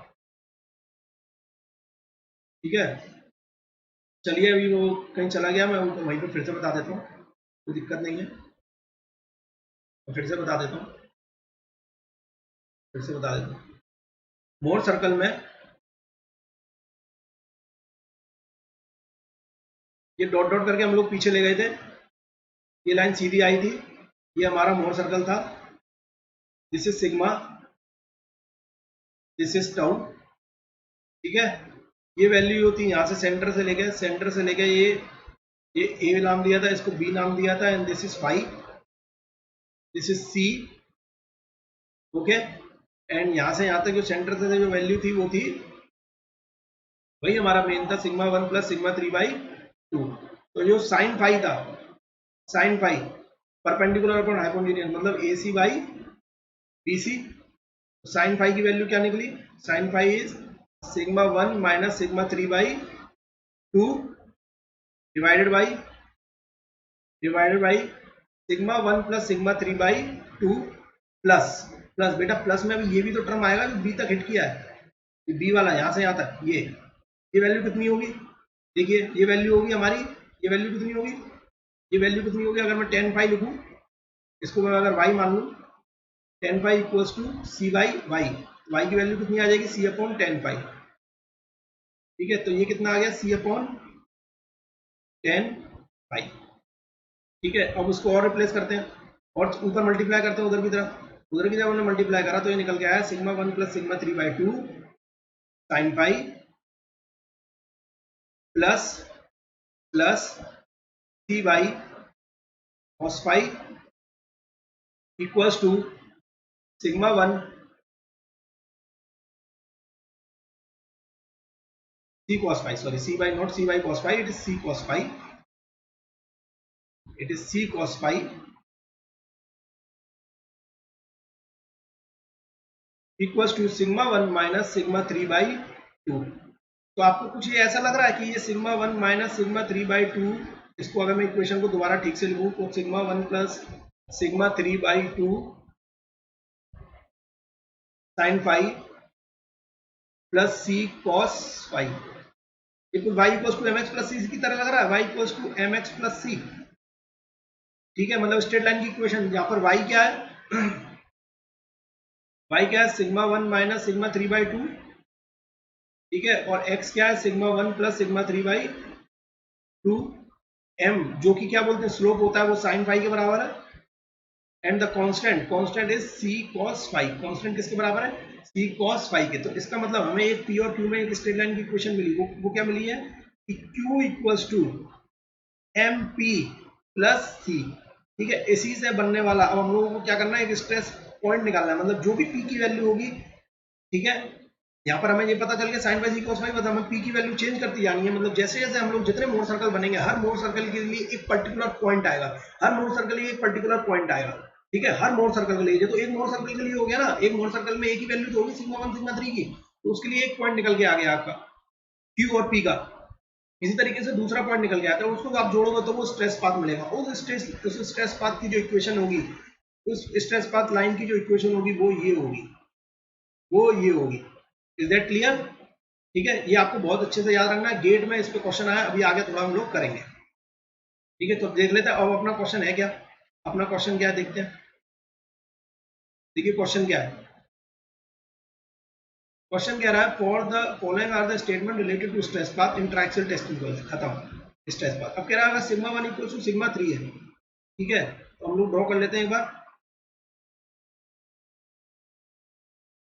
ये सिग्मा 1 प्लस सिग्मा 3 बाई 2 इस डायरेक्शन में, और यहाँ पर क्या होता है सिग्मा 1 माइनस सिग्मा 3 बाई 2। ये कह रहा है कि अगर सिग्मा 1 इक्वल टू सिग्मा 3 है तो ये वाली वैल्यू क्या हो जाएगी, जीरो, क्योंकि मतलब पॉइंट मेरा कहाँ जाएगा, इधर, मतलब वाई एक्सिस पे कोई पॉइंट नहीं होगा, और ये वाली वैल्यू क्या हो जाएगी, सिग्मा 1 या सिग्मा 3 के बराबर हो जाएगी, मतलब ये वाई पी की वैल्यू कुछ आएगी, तो इसका मतलब पॉइंट कहाँ लाई करेगा हमारा, इस वाली लाइन पर, पी पाई लाइन पर लाई करेगा। तो कह रहा था stress point light as the origin, at the origin बोल दिया, तो मतलब ये क्या है, फॉल्स। पहला आंसर तो आपका क्या है, फॉल्स। तो आप ऑप्शन में देखिए ए और सी में से ही बचा, बस ए और सी में से सही होगा, ए और सी में से। तो इसमें देखते हैं डिफरेंस क्या है, देखो तरीका क्या है, अब आप तीनों चेक करोगे तो टाइम वेस्ट है, मैं बताऊंगा दूसरा भी, लेकिन तरीका क्या है कि आर वाला, अगर आखिरी वाला अगर आप चेक कर लो तो उसमें से आप बता दो कि सही आ रहा है कि गलत आ रहा है, तो आपका सीधे ऑप्शन निकल जाएगा। तो पहले आर पे चेक करते हैं, कह रहे हैं कि अगर सिग्मा 1 सिग्मा 3 के बराबर है तो ज्यादा है, अगर सिग्मा 1 सिग्मा 3 से ज्यादा आ रहा है तो both the stress point P and Q R positive. भाई सही बात है, अगर सिग्मा 1 सिग्मा 3 से ज्यादा आएगा तो ये तो वैसे भी पॉजिटिव ही है, और ये ज्यादा आएगा तो क्यू भी पॉजिटिव होगा, तो ये क्या है, सही है। इसका मतलब पहला फॉल्स और आखिरी सही, तो आंसर कौन सा हो जाएगा आपका, ए, ए द राइट आंसर। मतलब सेकंड ऑप्शन भी क्या होगा, 2। चलो देख लेते हैं कि अगर सिग्मा 1 सिग्मा 3 के बराबर है, ठीक है, तो अगर सिग्मा 1 सिग्मा 3 के बराबर है, the stress point light on the P axis, तो हमें पता ही है वो तो पी एक्सिस पे लाई कर ही रहा है, this is the right answer. Option कौन सा हो गया इसमें सही, right option is A answer. ये था स्ट्रेस पाथ। ठीक है, आपको मैंने पूरा स्ट्रेस पाथ क्लियर कर दिया है, ये आप याद रखिएगा। अभी स्ट्रेस पाथ पे और क्वेश्चन आया है, वो देखेंगे अभी आगे, पहले से देखते हैं। A drained triaxial compression test on a saturated clay, drained triaxial, drained हुआ on a saturated clay कर दिया, देख लो, yielded the effective shear strength parameter C and phi, ठीक है, C and ds दे दिया, phi दे दिया। अब कह रहा है कि कंसोलिडेटेड अनड्रेन्ड ट्रायक्सियल टेस्ट, मतलब सीयू टेस्ट किया गया on identical sample, same sample पे जिसमें सेल प्रेशर इतना लगाया है, and pore water pressure failure पे इतना आया है, तो अब डेविएटर स्ट्रेस निकालना बेटा।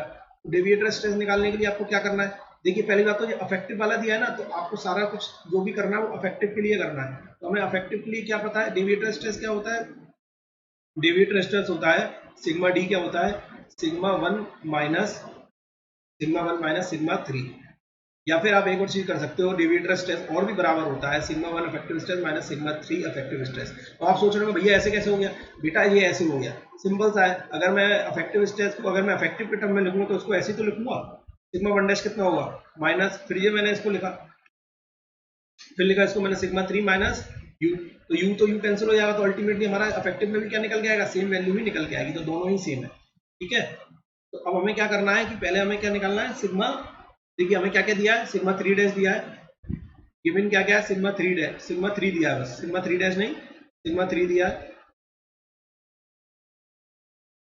ऊपर से चलते हैं, ऊपर से सबसे पहले हमें दिया है सी डैश 15 kPa, पाई डैश दिया है 22 डिग्री, ठीक है, फिर सिग्मा 3 दिया है 200 kPa, और जो यू दिया है यू वो दिया है आपको 150 kPa। ठीक है, तो यहाँ से सिग्मा 3 डैश कितना आ गया, सिग्मा 3 डैश आया 200 माइनस 150 इक्वल्स टू 50 kPa।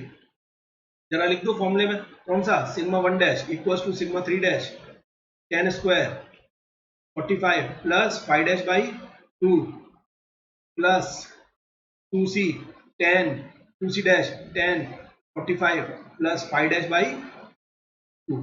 ठीक है, तो यहाँ से सिग्मा 1 डैश निकालना है, तो सिग्मा 1 डैश अगर हमें निकालना है तो सिग्मा 3 डैश की वैल्यू क्या लिखेंगे, 50 10 स्क्वायर 45 प्लस 22/2 प्लस 2 सी की वैल्यू 15 10 45 प्लस 22/2। जरा सिग्मा 1 डैश निकाल दो, कितना आ गया सिग्मा 1 डैश, मैं भी करता हूँ आप लोग भी करिए।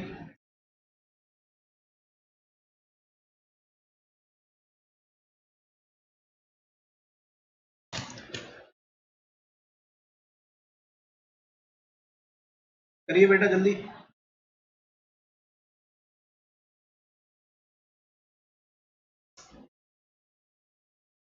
सिग्मा 1 डैश निकल के आएगा मेरा 154.376 kPa। ठीक है, और सिग्मा 3 डैश मेरा कितना था 50 kPa, तो इसका मतलब इफेक्टिव जो मेरा डेविएटर स्ट्रेस वो कितना निकलेगा 154.376 minus 50, value is 104.376 kPa। This is the answer, this is the answer. तो यहाँ पर देखो कोई 2 डेसिमल नहीं बोला, तो सीधे आप पूरा लेके आइएगा 104.376 kPa। ठीक है, ये हमारा हो गया। चलिए अगले की तरफ बढ़ते हैं, सेम था पहले की तरह, थ्योरी का देखते हैं एक बार। इन द कंसोलिडेटेड, पहला कौन सा टेस्ट हो गया, CU test on a saturated soil sample. ठीक है, the consolidated undrained test on a saturated, मतलब पहले वाले में अगर कंसोलिडेटेड अनड्रेन्ड है तो मतलब पहले वाले में तो हमने पानी निकलने दिया, दूसरे वाले में पानी नहीं निकलने दिया। The pore water pressure is 0 है, बेटा पोर वाटर प्रेशर 0 कहाँ होगा, पोर वाटर प्रेशर क्या बताया था मैंने, 0 वहां होगा जहां पर हमने पानी को निकलने दिया होगा। तो मतलब pore water pressure is 0 at the during the shear stage, नहीं वहां पानी नहीं निकलने दे रहे हैं। ठीक है, सी वाला पढ़ते हैं पहले, both at the end of consolidation and during, बिल्कुल नहीं, कोई शियर में तो निकलने नहीं दे रहे। अंडर नन, ऐसा तो है ही नहीं, एक तो स्टेज है कब, जब हमारा कंसोलिडेशन खत्म हो गया होगा उस समय, पहला स्टेज जो होगा कंफाइनिंग वाला जो कंसोलिडेशन स्टेज होगा, ठीक है, उस समय हमारा पोर वाटर प्रेशर क्या होगा 0, क्योंकि हमने पानी को निकलने दिया है। This is the very easy question. अगला देख लो। ठीक है, अगला अगला क्या है, ये क्वेश्चन किस पे है, देखो स्कैम्पटन पोर वाटर प्रेशर पैरामीटर। ठीक है, स्कैम्पटन पोर वाटर प्रेशर, तो पहले तो स्कैम्पटन के पोर वाटर प्रेशर समझ लो। हुआ क्या है कि प्रैक्टिकली ये पॉसिबल ही नहीं है कि हम लोग किसी के में पोर वाटर प्रेशर को मेजर कर सके, पोर वाटर प्रेशर पैरामीटर्स, ये पॉसिबल ही नहीं है कि हम लोग पोर वाटर प्रेशर मेजर कर लिए। इसलिए स्कैम्पटन ने पोर वाटर प्रेशर पैरामीटर्स निकाले, जिसको नाम दिया बी, इसको बोला the change in pore water pressure with the change in ratio है, with the change in confining pressure. With the change in confining pressure. इसको उन्होंने कौन सा नाम दिया, बी स्कैम्पटन का पोर वाटर प्रेशर कोफिशिएंट। तो बी की वैल्यू क्या हुई, the change in pore water pressure with the change in the confining pressure, ये आपको ध्यान रखना है। इसी तरीके से एक पैरामीटर और दिया था जिसको हमने बोला था ए बार से, इसको बोला the change in pore water pressure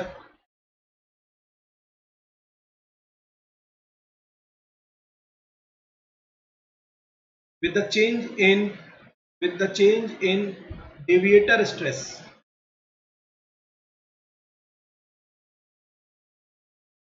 ठीक है, तो ये क्या निकल के आएगा, ए बार निकल के आएगा, ए बार। स्कैम्पटन पोर वाटर प्रेशर जो पैरामीटर्स है वो ए और बी थे, ध्यान रखिएगा, बी पता चल गया, ए बार निकालना। तो ए बार जो होगा वो होगा delta U divided by delta sigma D. ठीक है, तो अब जो ए बार है वो ए इंटू बी के बराबर है। ठीक है, तो यहाँ से अगर हमें बी ए निकालना है तो हम लोग बहुत इजीली कैलकुलेट कर सकते हैं। ठीक है, तो चलिए अब क्वेश्चन पढ़ लेते हैं, इतने में हो जाएगा। क्वेश्चन पढ़ लीजिए क्या है। क्वेश्चन में बोला है कि इन अनकंसोलिडेटेड यूयू टेस्ट है, सिंपल सी बात है, कोई दिक्कत नहीं है, दोनों में ही पोर वाटर प्रेशर आएगा, दोनों स्टेज में। It is observe that increase in cell pressure from 150 to 250। तो डेल्टा सिग्मा 3 कितना आ गया, delta sigma 3 cell pressure 100 kPa leads to a pore pressure increase of. तो यहाँ पर जो इसकी वजह से पहली स्टेज में जो हमारा जो यूसी बोल देते हैं, इसे यूसी कर दो और इधर यूडी कर दो, ताकि क्या होगा, कंफ्यूजन नहीं होगा। तो यहाँ पर डेल्टा यूसी था वो था 80 kPa। ठीक है, फिर बोल रहा है if further observe that an increase of delta sigma D 50 kPa। ठीक है, तो पोर वाटर प्रेशर में जो इंक्रीमेंट आया, पोर वाटर प्रेशर में जो हमें इंक्रीमेंट मिला वो था 25 kPa।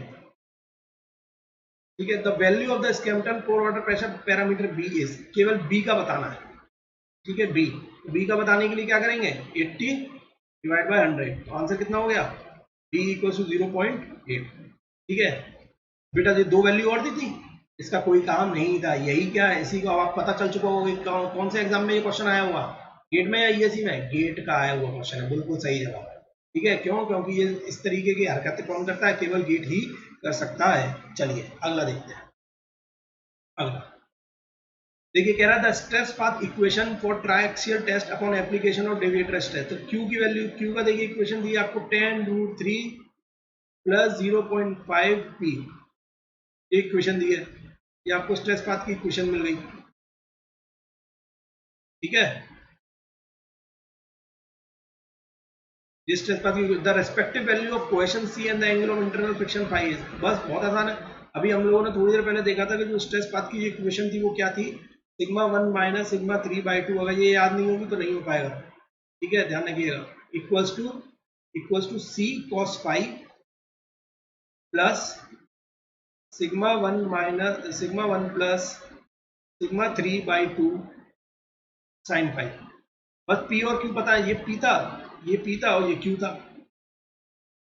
तो इसलिए यहाँ पर जो साइन फाई है वो किसके बराबर हो गया, देखिए सी कॉस फाई साइन फाई किसके बराबर आ गया, 0.5। इसका मतलब फाई की वैल्यू कितनी आ गई, 30 डिग्री। तो आंसर छाट लो पहले, या तो ये आंसर है, सी आंसर है, या फिर पहले सी की वैल्यू फाई 30 डिग्री पीछे, या तो बी आंसर है। ठीक है, अब सी कॉस फाई किसके बराबर है, 10√3 के बराबर है। ठीक है, तो सी की वैल्यू क्या लिखी हम, सी की वैल्यू पता नहीं, cos 30 degree equals to 10√3, c multiply by √3/2 equals to 10√3। तो सी की वैल्यू कितनी आ गई, सी इक्वल्स टू 20 kPa। ठीक है, सी इक्वल्स टू 20 kPa। तो बता दो सही आंसर कौन सा है, पहले सी और फिर फाई। ठीक है, पहले सी और फिर फाई। सही आंसर इज 20 एंड 30 डिग्री। ठीक है, सही आंसर इज 20 एंड 30 डिग्री। ठीक है, this is the right answer.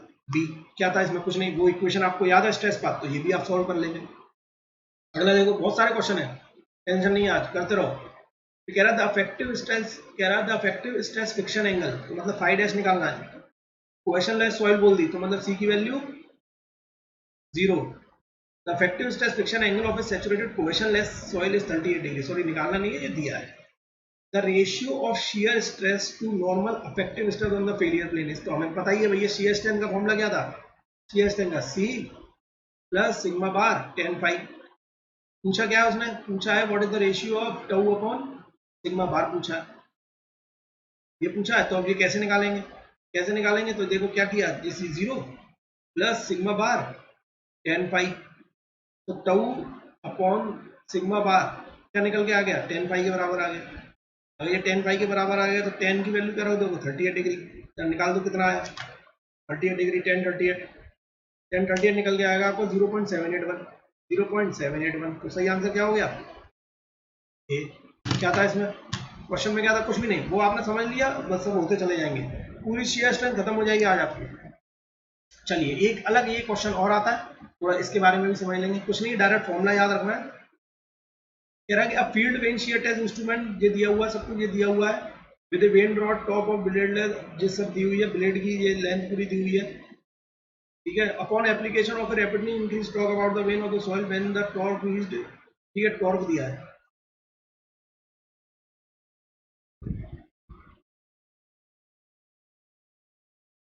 Assuming the mobilization of undrained shear strength on all the failure surfaces to be uniform, the resistance mobilized on the surface of, ये सब कोई लेना देना नहीं है, ठीक है, इतना पढ़ने के बाद नहीं, हमने पढ़ लिया विंड shear टेस्ट है, हमें करना क्या है, देखो simple, what would be the peak undrained shear strength, ठीक है। कह रहा है कि पीक अनड्रेन्ड shear strength क्या होगी, ये ध्यान रखिएगा, इससे हम लोग जो वेन shear टेस्ट है उससे हम लोग क्या निकालते हैं, अनड्रेन्ड shear strength, मतलब हम लोग CU की वैल्यू भी निकालते हैं। अनड्रेन्ड shear strength, अनड्रेन्ड shear strength में क्या होगा, फाइव की वैल्यू, जो अनड्रेन्ड है तो फाइव की वैल्यू क्या होती है, और देखो मैं बता रहा हूँ इसलिए, फॉर अनड्रेन्ड फाइव इक्वल्स टू 0, तो शेयर स्ट्रेंथ की वैल्यू किसके बराबर आ जाएगी, सी के बराबर, सी साथ डायरेक्ट। तो यहाँ से जो भी शेयर स्ट्रेंथ निकलता है वो सीधे किसके बराबर होता है, कोएशन के बराबर होता है, क्योंकि पानी नहीं निकलने दे रहा है, तुरंत हम लोग कर लेते हैं, ठीक है, सी के बराबर होता है। इसलिए यहाँ से जो वैल्यू निकल के आती है वो भी क्या होती है, वो जो वैल्यू होती है वो भी कोएशन, अनड्रेन्ड कोएशन के बराबर होती है, ठीक है। तो पहले तो समझिए क्या है, कह रहा है कि बॉल इंसर्टेड, तो पहले एक जो वेन शेयर टेस्ट है, वेन शेयर टेस्ट में करते क्या है पहले वो देख लेते हैं।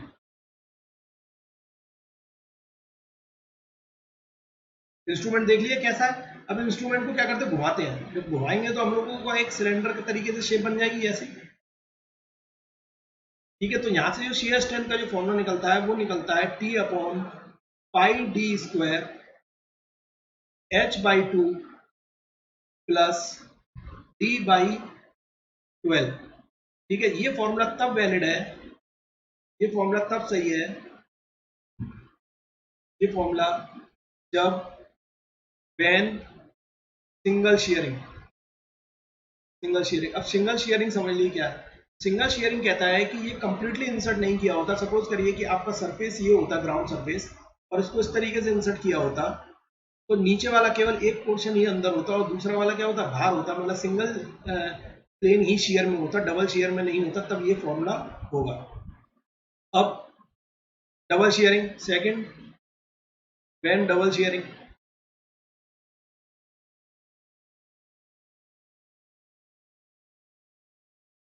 डबल शेयरिंग के केस में टाउ का फॉर्मूला क्या निकलेगा, T upon pi D square h by two plus D by 6, ये डबल शेयरिंग का था।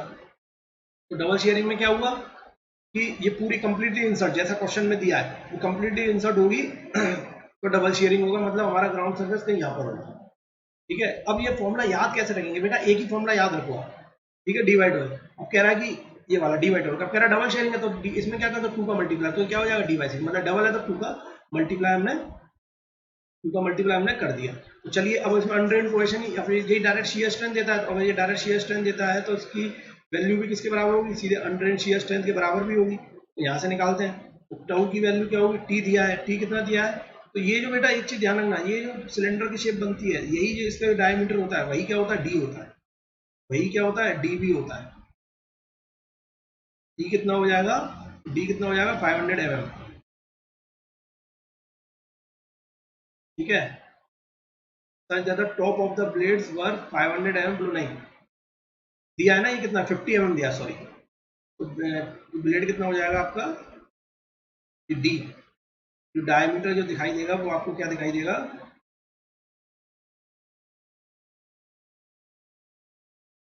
50 है, ठीक है। तो चलिए यहाँ पर सॉल्व करते हैं, सब कुछ पता चल चुका है हमें।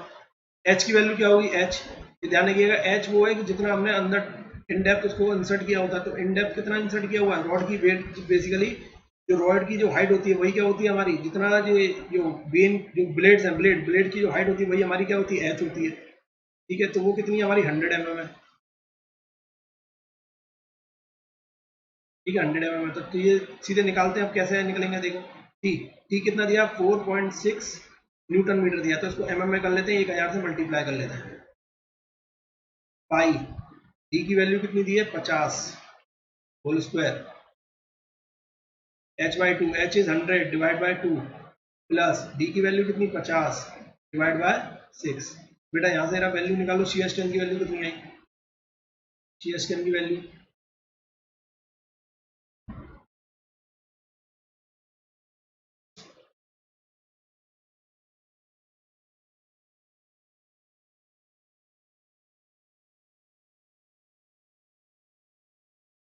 शीयर स्ट्रेंथ की वैल्यू जो निकल के आएगी वो निकल के आएगी 0.01 न्यूटन पर mm स्क्वायर। अगर ये न्यूटन मतलब मेगा पास्कल में निकली है, दिस इज मेगा पास्कल, तो इसको अगर मैं हमें देखो यूनिट निकालना किसमें, किलो पास्कल में बताना, किसमें बताना, किलो पास्कल में, तो किलो पास्कल में बताने के लिए हम किससे मल्टीप्लाई कर देंगे, किससे मल्टीप्लाई करेंगे 1000 से, तो 0.01 इंटू 1000, तो ये निकल के आएगी आपकी 10 kPa। 100 क्वेश्चन की वैल्यू कितनी होगी, 10 kPa, तो सही आंसर क्या हो गया, B. B is the right answer, B is the right answer. तो आपको ये करना है, सीधे फॉर्मूला लगाना है और कुछ नहीं है, ध्यान रखिएगा।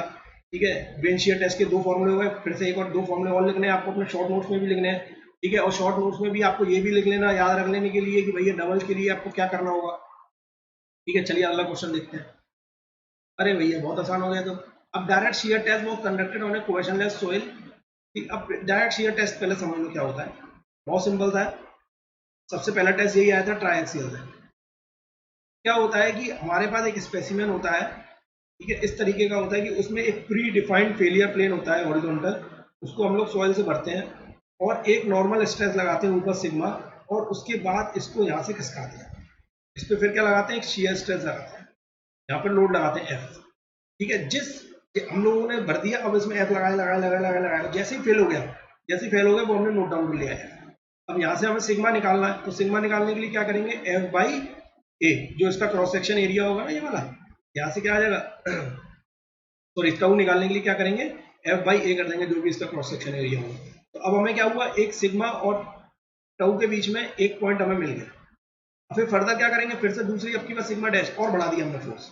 ठीक है, चेंज कर बढ़ा दिया या पहले कम कर दिया, जो भी आया था वो बढ़ा दिया। अब जो फोर्स निकलेगा उससे उसको निकाला, फिर से चेंज करा, तो अब की बार हमें कोई और वैल्यू मिल गई।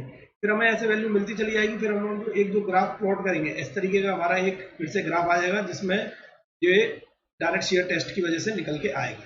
This is tau and this is sigma. ठीक है, यहाँ पर वही जो इंटरसेप्ट बना है ये सी है, और ये जो एंगल निकला ये फाई है। ठीक है, क्वेश्चन में तो सिंपल सी बात हो गई है। तो शीयर स्ट्रेंथ की फॉर्मूला क्या निकल के आएगा, वो सी प्लस सिग्मा 10 पाई, सिंपल था। कह रहा है कि अब सी की वैल्यू क्वेश्चन में क्या बोल दीजिए, जीरो है, जीरो है।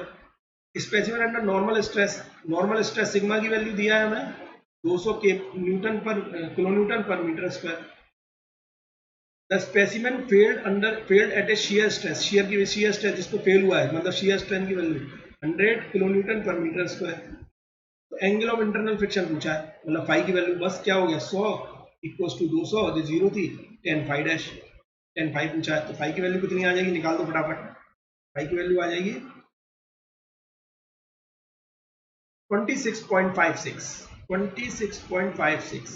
सही आंसर क्या हो जाएगा, सही answer is a, 26.6 degree is the right answer. क्या था इसमें, डायरेक्ट शीयर टेस्ट में क्या करते हैं, कुछ नहीं करते हैं, वही एक प्री डिफाइंड प्लेन होता है, ऐसे बंधा होता है, हम लोग फोर्स लगाते हैं, उससे टाउ निकल आएगा। टाउ ए क्या होगा, एरिया ऑफ द जो बीच है, एरिया कैसा होगा, ये वाला एरिया जो नीचे जो बना होगा स्पेसिमेन का ये एरिया। ठीक है, ये तो ऐसे रखा है ना,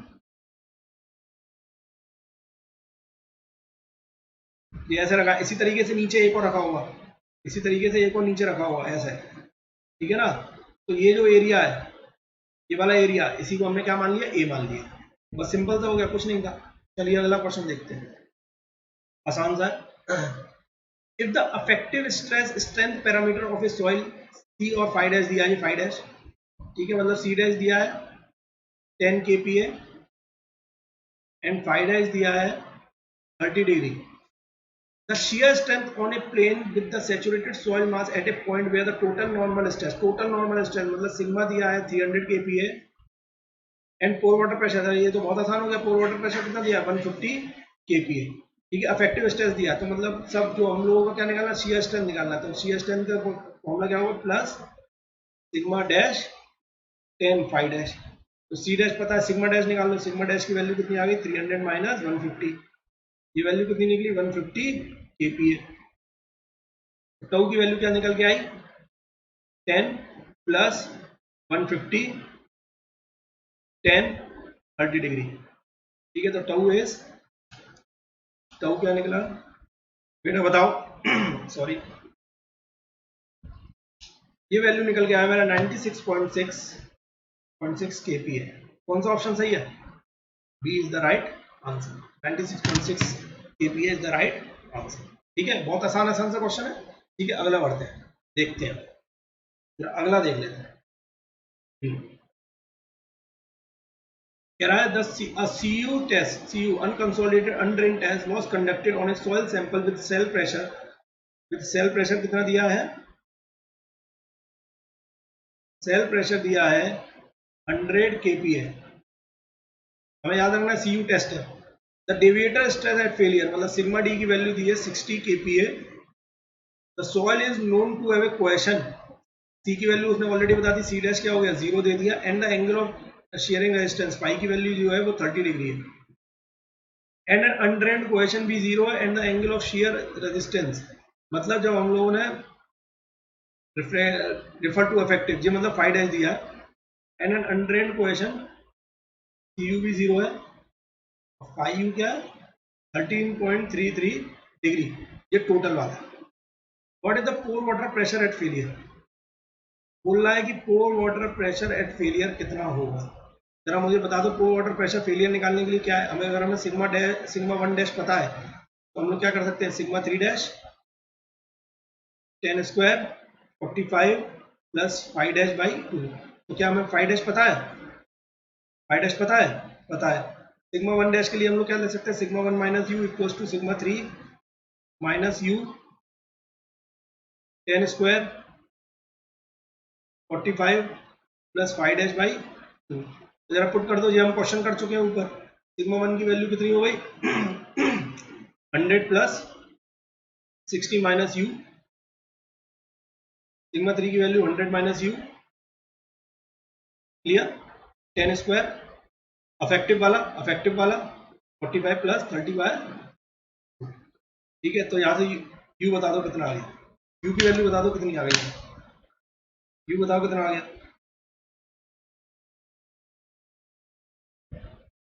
यू की वैल्यू बताओ कितनी आई,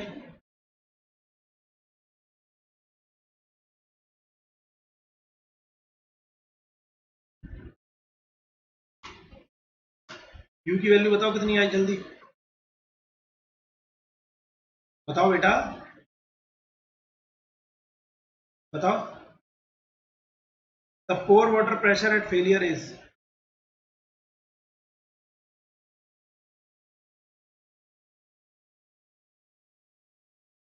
बताओ। ठीक है, कर देते हैं, ठीक है करो आप लोग, चलो मैं बताता हूँ, 160 minus u equals to 100 minus u into 3। ठीक है, ये आ गया 300, उधर गया 2u, तो u की वैल्यू कितनी आ गई 300 minus 160 divide by 2, u is 70 kPa, u is the 70 kPa, this is the answer. क्या था इसमें, पोर वाटर प्रेशर निकालना, पोर वाटर प्रेशर एट फेलियर पर निकालना, तो आंसर कितना आ जाएगा 70 kPa। क्या था इस क्वेश्चन, एकदम बकवास। ठीक है, चलिए अगला बढ़ते हैं। ठीक है, अगला बढ़ने के लिए, अगला बढ़ने से पहले हम लोग अपने लेक्चर को यहीं पे एंड करते हैं। ठीक है, होप आपको ये मेरा वीडियो पसंद आया होगा, आप लोगों ने शेयर स्ट्रेंथ को सब कुछ समझ लिया होगा, सारे टॉपिक समझ लिए होंगे। ठीक है, जैसे सबसे पहला मोर सर्कल था, याद है मोर सर्कल, ठीक है, जिसमें 4 फॉर्मूले निकले थे। सबसे पहला तो हमारा फॉर्मूला था सिग्मा, किसी पर्टिकुलर प्लेन पे, फेलियर प्लेन से अल्फा की वैल्यू 45 प्लस 5/2 थी। फिर वहां से हम लोगों ने सिग्मा 1 की वैल्यू भी याद रखी थी, sigma 1 equal to sigma 3 10 square 45 plus 5/2 plus 2c 10 45 plus 5/2। उसके बाद हम लोगों ने स्ट्रेस पाथ पढ़ा था। फिर उसके बाद हमने टेस्ट पढ़े थे, CD test, UU test, CU test, ये सारे टेस्ट पढ़े थे। किस किस तरीके के लिए क्या यूज हम लोग करते वो पढ़े थे। फिर वेन शेयर टेस्ट पढ़ा, फिर हमने डायरेक्ट शेयर टेस्ट पढ़ा। तो ये करके हमारा पूरा शेयर स्ट्रेंथ खत्म हो जाता है और हमारा शेयर स्ट्रेंथ है वो कुछ भी नहीं बचता है। अब आप कोई भी क्वेश्चन उठाएं, शेयर स्ट्रेंथ के एक भी न्यूमेरिकल आपसे बिल्कुल नहीं रुकेंगे। ठीक है, शेयर स्ट्रेंथ के एक भी न्यूमेरिकल आपसे नहीं रुकेंगे, आप सीधे उठाएं और एकदम लगाने बैठ जाएं। तो थैंक यू गाइज, आपको होप आपको वीडियो पसंद आएगा तो प्लीज लाइक करें, सब्सक्राइब करें चैनल को, कमेंट करें। और टेलीग्राम पे पेज है, टेलीग्राम पे एक पेज है, let's crack GATE and ESE, let's crack GATE and ESE। बेटा गेट भी कैपिटल में और सिविल ब्रैकेट में डाला हुआ है, सिविल। ठीक है, ये अनअकैडमी का एक पेज है, ऑफिशियल पेज है, आप उसको ज्वाइन करें और ताकि आपको सारे अपडेट्स मिलते रहेंगे, उस पर भी वीडियो के लिंक आते रहेंगे। और बेटा अगर आपको 10% डिस्काउंट चाहिए तो मेरा कोड मत भूलिएगा, मेरा कोड इज SMYT, इससे आपको 10% डिस्काउंट मिल जाएगा, बहुत इफेक्टिव है। और बेल आइकन दबाएं ताकि आपको नोटिफिकेशन भी आते रहेंगे। Let's crack GATE and ESE with me, remember this code SMYT और 10% discount. Okay, thank you guys, see you, bye bye.